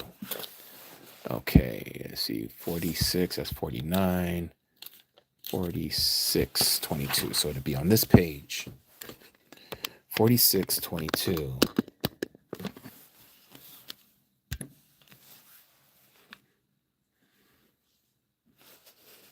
Is that what I said? 46:22? I don't think I said that right. Let me go back. What was the number? I thought it was 46:22. I just missed my spot. Did I say that right? Let's see. Sion is, 46:22. Is that right? Oh, that's the wrong one. That's in the Greek. That's my fault. It would be 78:65. 78. Let me not forget my spot. 78:65. Let's go to 78:65. 78. 7865. 7865. Okay, here we go. 7865, Sion. Okay, from 7863. It says a peak, Sion, summit, Mount Hermon, Sion, right? And then it goes, so 7865, it says go back to 7863. C, from the same as 7721. Elevation, excellently, 7721. So now we go to 7721. 7721. Did I find it here?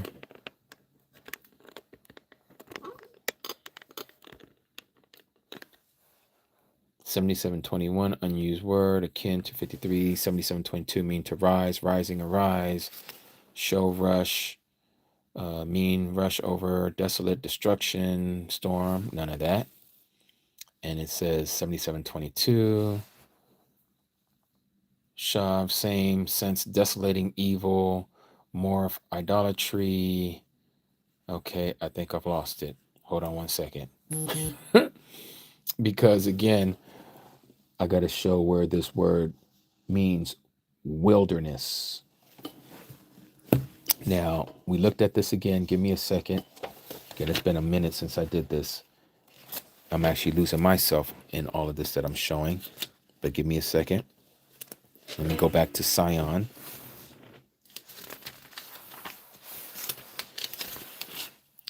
Sion. Okay. It's been a minute since I did this, but I need to show you that the wilderness is Zion. Okay. Okay, let me see here. It could be that it was, instead of 7865, it's 6726, which has to do with Zion. 6726. So let's look up 6726. 6726, 6726. Okay, 6726. 6726. Sion, the same as 6725. Mountain in Jerusalem. So 6725. Sion, from the same as 6723. Sense of conspicuousness, monumental, guiding pillar, sign, title, waymark. Okay, so 67, it says now look at 6723. 6723. Here we go. So this is the original etymology of the word for Zion is Sia. From an unused root word meaning to parch, aridity, a desert, barren, drought, dry, solitary place, wilderness. You see that? Wilderness. So again, so you can see where I go from. 6726, Zion, the same as 6725, Zion, the permanent capital, a mountain of Jerusalem. Okay, and so it says to go from here to 6725, Sion, and it says here, same as 6723 in the sense of conspicuousness. Okay, a monumental or a guiding pillar, sign, title, waymark. So we go to 6723, again, following what it's telling us to do here. From an unused root word meaning to parch, aridity, a desert, barren, drought, dry land, or a dry place, solitary place, wilderness. And so this takes us, Aki Victor, to that passage that I was talking about. Where is she going to? She is going to the wilderness. Okay, a place that has been prepared for her in the wilderness. And then we find out that the wilderness is Mount Sion. And this is where the 144,000 was taken. And now we know that they were taken there alive, because notice what it says here. It says, and no one was able to learn that song except the 144,000 who were redeemed or taken from the earth. It says, and they are those who are not defiled with women. Again, we know what women is. It's talking about the mindset of the people's religious understanding, okay, or a belief system, like what we read about the false Messiah, not having a desire for women. It's not talking about women as if he's gay. It's talking about that he does not have a desire for any religion. Okay. He might claim to be a religious person or claim to be that he follows some type of religious order, but he doesn't. He actually wants to promote what we know as AI technology.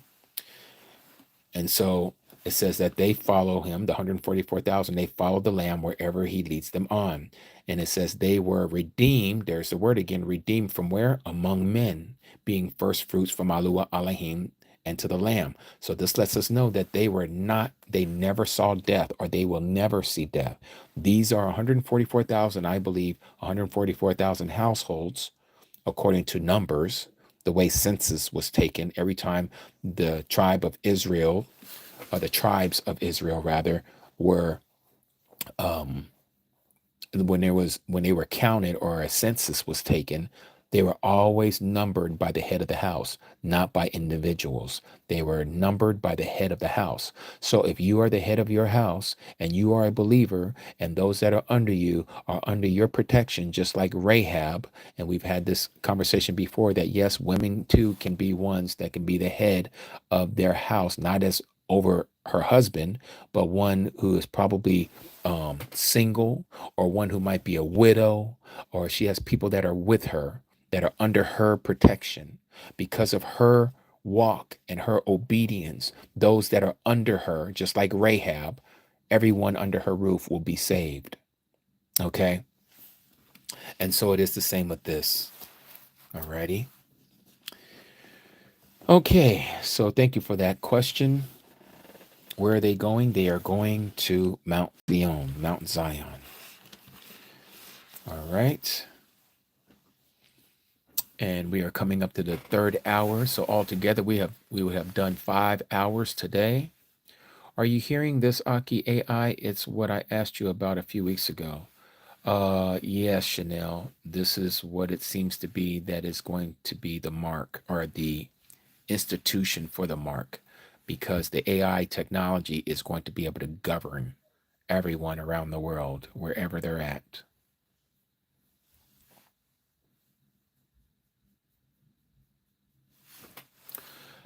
That's another great question, Doris. So you say there, the scripture says, or I should say, oh, yes, thank you, Aki Manuel. Yes.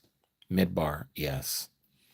The scripture says that the mighty one will cut the tribulation short, because no man would survive. Can you explain?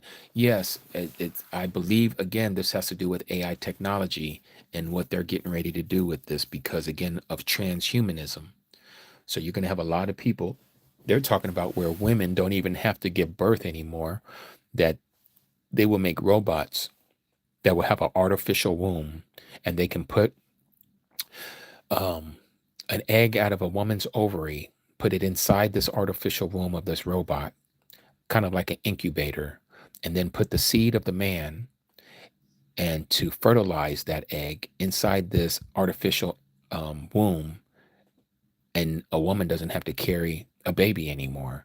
She doesn't have to go through the suffering of pain of bringing forth the birth of a child.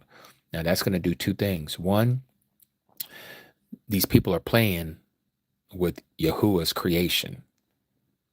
Oh yeah, this is what they're talking about doing. This is, you can look this stuff up. It's amazing where we're at right now. Okay, so yeah, we're entering into some really dangerous territory, and they're even saying, look, if you want a child, we can literally design your child how you want he or she to look. Okay, you can pick out the color of the eyes, the texture of the hair, the skin color, and it's all your child. They're just bringing out these genes, these dormant genes that are of your DNA pool, and they can bring all these things out. You want them to not be so short, you want them to be more lanky, you want them to be tall. They can do all of that. This is the technology of the Genome Project that they've been doing for some years now. All right. And this is just what we know. We know that they have stuff that they haven't told us. The government is always, with these black projects, always ahead of what has been revealed to the masses. We're always behind what the government actually has. This is why they have backdoors to all of these apps and programs already.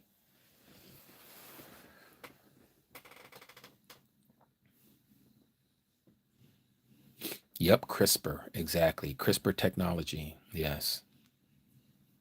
So, but the passage you're talking about, lest those days will be shortened, no flesh shall be saved. Is that Matthew 24? Let me see. I can't quite remember. I know it's in one of these passages here. Let me see. Yes, Matthew chapter 24, verse 22. And it says here, what you're talking about, Doris. So first of all, if we go with verse 21, let's go up there first, because this is literally coming straight out of what Yahusha gave Daniel, and we read this passage in Revelation or Daniel chapter 12.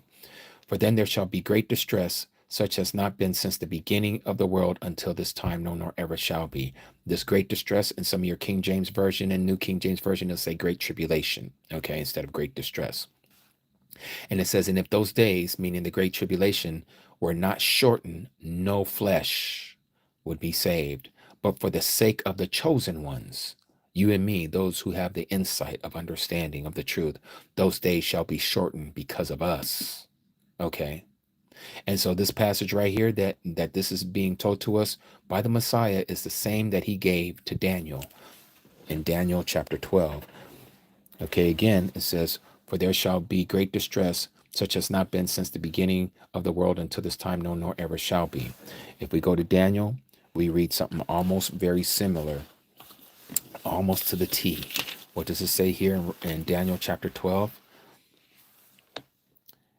And there shall be a time of distress or a time of tribulation, such as never was since there was a nation until that time. Okay, same thing, Matthew chapter 24, verse 21.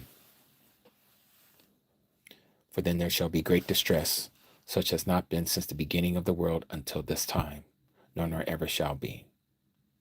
And so, yes, if Yahuah, through the unveiling of Yahusha, was not to come and crack that sky, Satan would have his way, and he would destroy Yahuwah's creation, because he would make it in his image and after his likeness of what he sees that he wants the world to be like. And he wants it to be cold and artificial.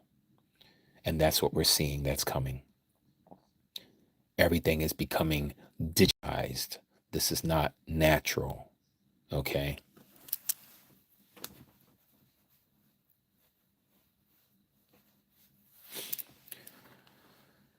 Hallelujah. Hallelujah. The one Melly, you're so nervous it's only 144,000. There's no reason to be nervous if you don't make the 144,000. The 144,000 is just the first fruits of those who are going to be saved. Okay. They're not the only ones. There's more than 144,000. So there's going to be a 1/3 of all creation who's ever been born that is going to be saved. The other 2/3 are not making it. They're going where the lake of fire is.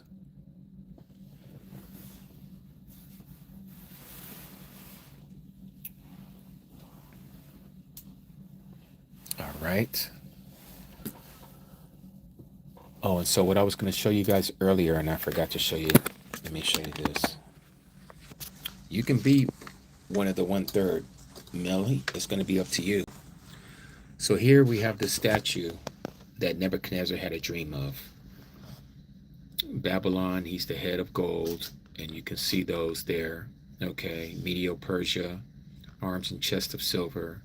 The Grecian Empire is the thighs of bronze, and then the Roman Empire is the legs of iron. Okay, and the very bottom, 10 toes made of iron and clay, also known as the Club of Rome. The 10 regions or kingdoms. And then we see here, you see the lines that I've drawn of Daniel's first vision. Remember the lion that had wings, and the bear that had the 3 ribs in its mouth, and the leopard that had the 4 wings on its back. Okay, and then the 4th beast, the Roman beast, the 4th beast that had the 10 horns and it has the teeth of iron. So you can see what represents what. The fourth beast represents the iron legs. The Grecian Empire represents the bronze, or excuse me, the thighs. And then you have the bear, which represents the silver chest and arms. And then you have the lion, which represents Babylon.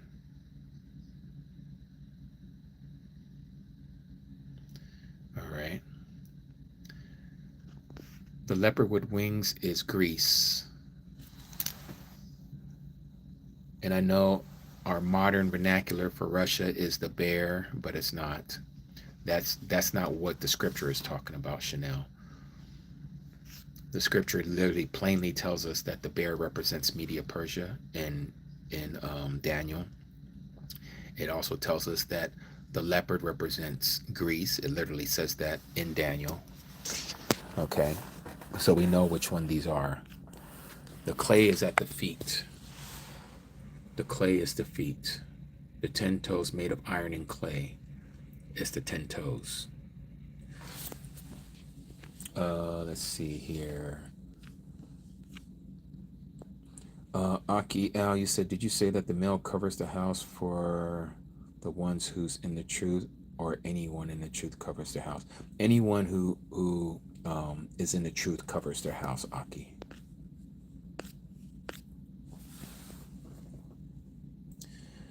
All right. Yes, this is also available on Yasharal Docs there on our link tree. Okay.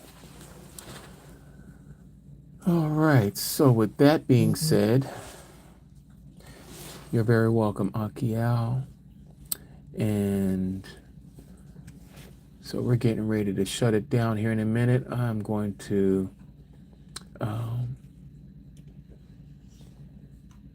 where is this? Let's see.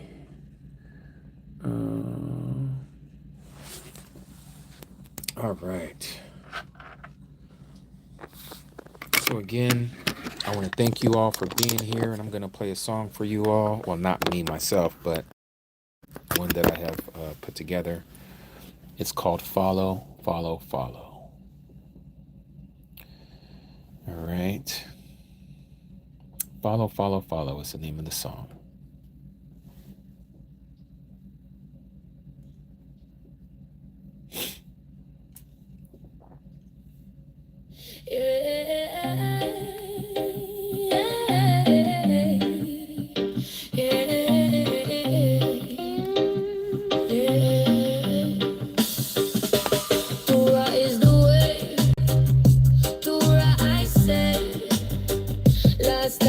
Commandments. If you want life, you'd say, Yahuah is the lamb slain before the foundation of the world. Follow, follow, follow, follow, follow, follow, follow, follow, follow, follow. If you want life, you follow, follow, follow, follow, follow, follow, follow. His word, it is true. He gives it to you. Eternal life is there.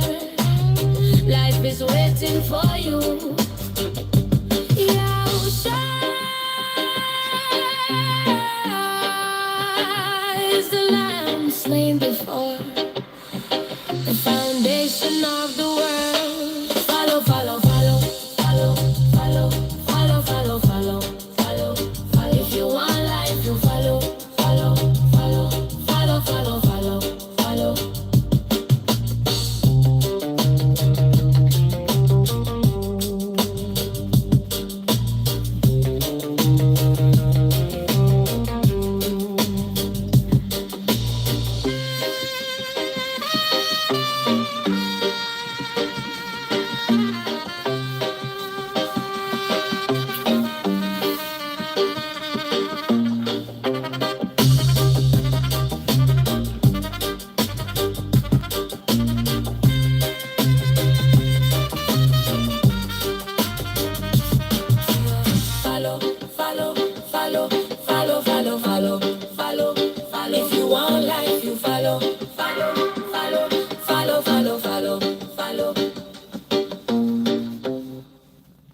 That song is called Follow, Follow, Follow.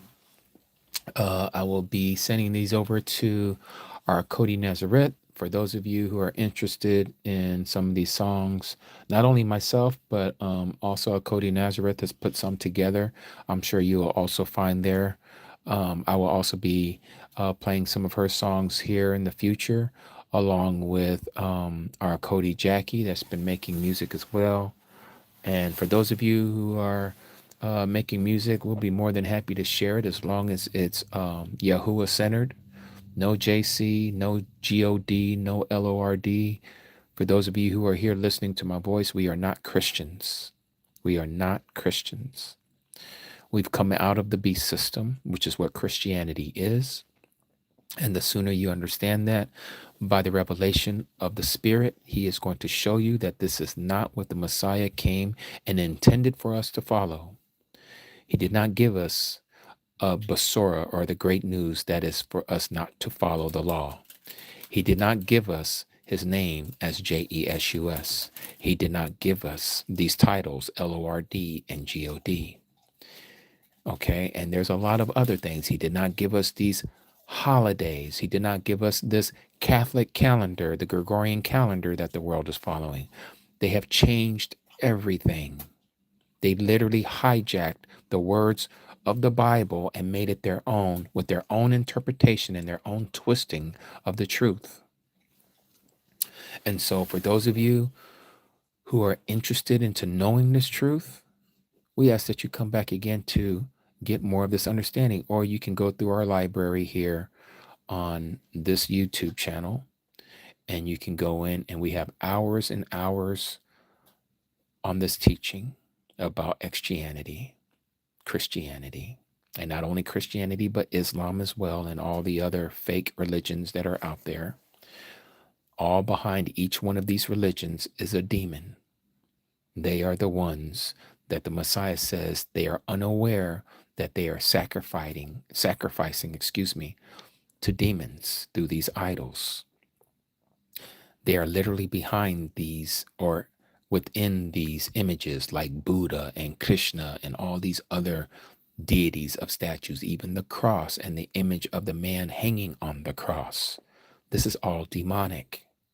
This is why we're told the second commandment, you are not to make any images or idols, anything in the heaven, anything on the earth, and anything that is under the earth. You are not to make any images or idols to bow down and worship them. And you would say, well, I don't bow down and worship to the cross. Yes, you do. When you have your altar calls, what do you think is on that podium?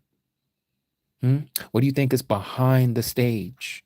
What do you think is under the steeple? Or above the steeple, I should say. It's the cross.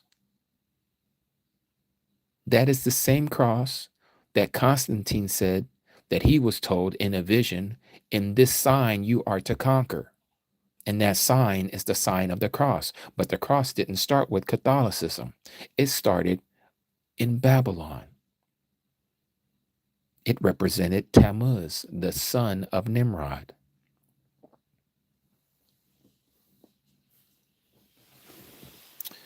Mr. How King, this is available on Amazon for under $30 the last time I checked. Yes, brief form. Yep, the steeple is another form of the obelisk. Exactly. Yep. And you go to all these higher learning institutions like your Harvards, your Yale, your universities, your colleges, you're going to find an obelisk on the campus somewhere. And most of your downtowns here in the Western civilization, you're going to find usually the tallest building is going to be in the form of an obelisk. Okay, like your Freedom Tower in New York City, that's an obelisk. It's a 1,776 foot tall obelisk. All right. That's not the only one in the world. You also have one in San Francisco. Same thing there. What's the name of that building over there? It's not Transatlantic or Transatlantica or whatever. I can't remember. But yeah, you go and you look into these things and you'll see, like even in Philadelphia, the Mellon Tower in Philadelphia, Aki Victor, That is a tall obelisk. The very top of the Mellon Tower Bank, even in Pittsburgh, same thing, is a pyramid at the very top of that structure. Liberty 1, Liberty 2, all pyramids, all triangles at the very top.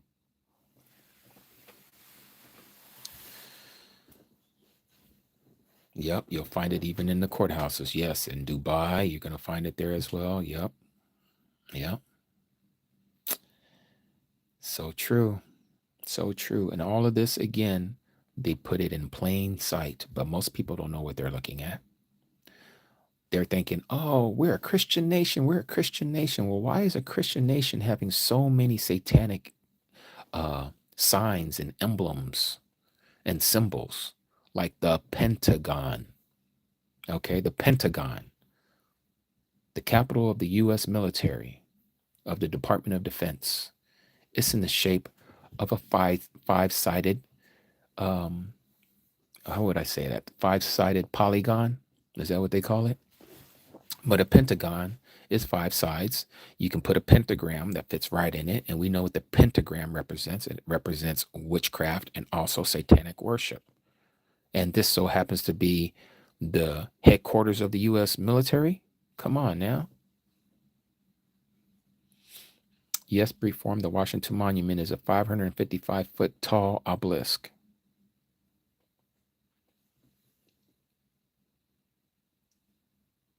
Mm-hmm.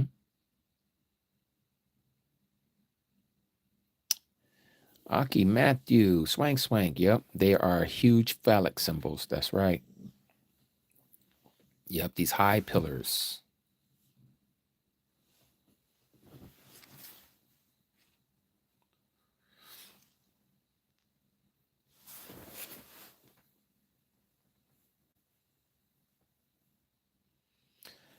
Okay, Aki Brandon, Shabbat Shalom to you. Yes. Yes, yes. Mm-hmm. Well, all right, Mishpachah. Well, we are going to call it, and I am going to do the Aaronic Barakah, and we are going to give it a rest for tonight. Yes. Okay. So let's go to Numbers chapter 6.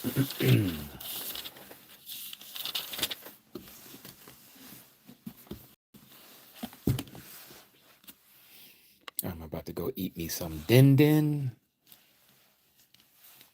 And the word reads, Numbers chapter 6, verse 22. And Yahuah spoke to Moshe, saying, Speak to Aaron and his sons, saying, This is how you barak the children of Yasharal. Say to them, Yahuah barak you and guard you. Yahuah make his face shine upon you and show favor to you. Yahuah lift up his face upon you and give you shalom. Thus they shall put my name on the children of Yasharal, and I myself shall barak them.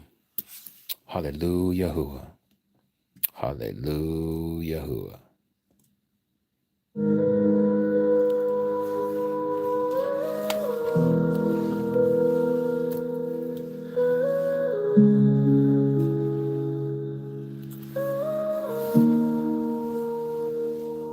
May Yahuah bless you and keep you. May he make his face shine upon you and be gracious to you. May he lift up his countenance upon you and give you shalom. Yahuah. So shall you put my name upon the children of Israel, and I will bless them.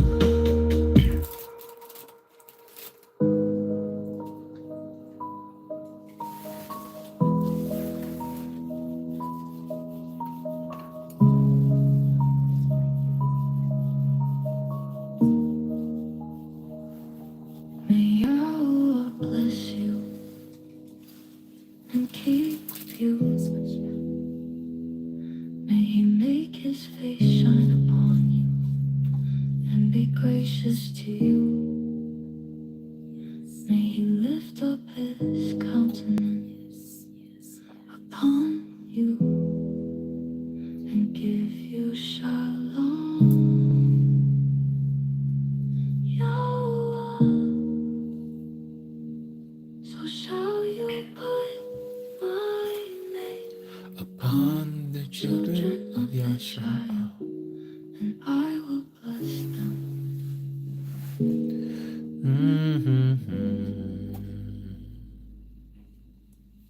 Again, Mishpachah, I want to thank you for this time that we was able to come together on this Shabbat.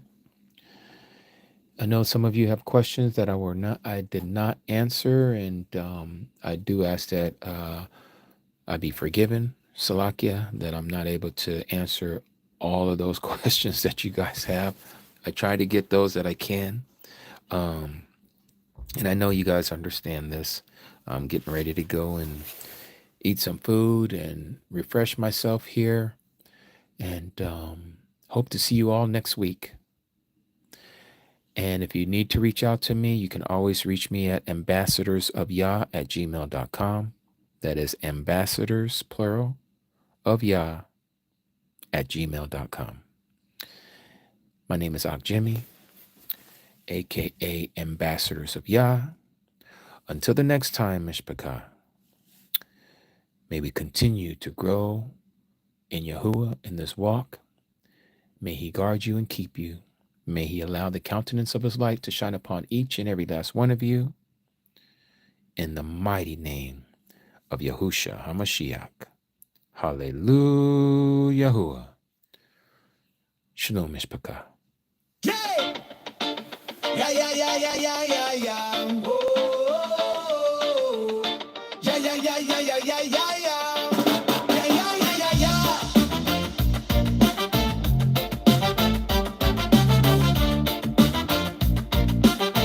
Yeah, yeah, yeah. We are seeking those of the children of Yeshua, straight out of the book. The scriptures first is sharper than fishing hooks, snagging souls, taking tolls, leaving devils shook. Who we be, messengers, truth bringers. That's the key. Unlocking minds, leaving darkness in the breeze. We are the MIF in darkness in debris. We are the ambassadors, ambassadors of Yah. Spreading love from near to far. We are the ambassadors, ambassadors of Yah. Now listen close, hear us. Woo! Ambassadors of Yah. Listen close, hear us, yeah. Yeah, yeah, yeah. Buzzers be thumping, shofars be blowing, beat be steady, word power every hour. Truth already, planet deep, secrets keep, fools unsteady, we elevate.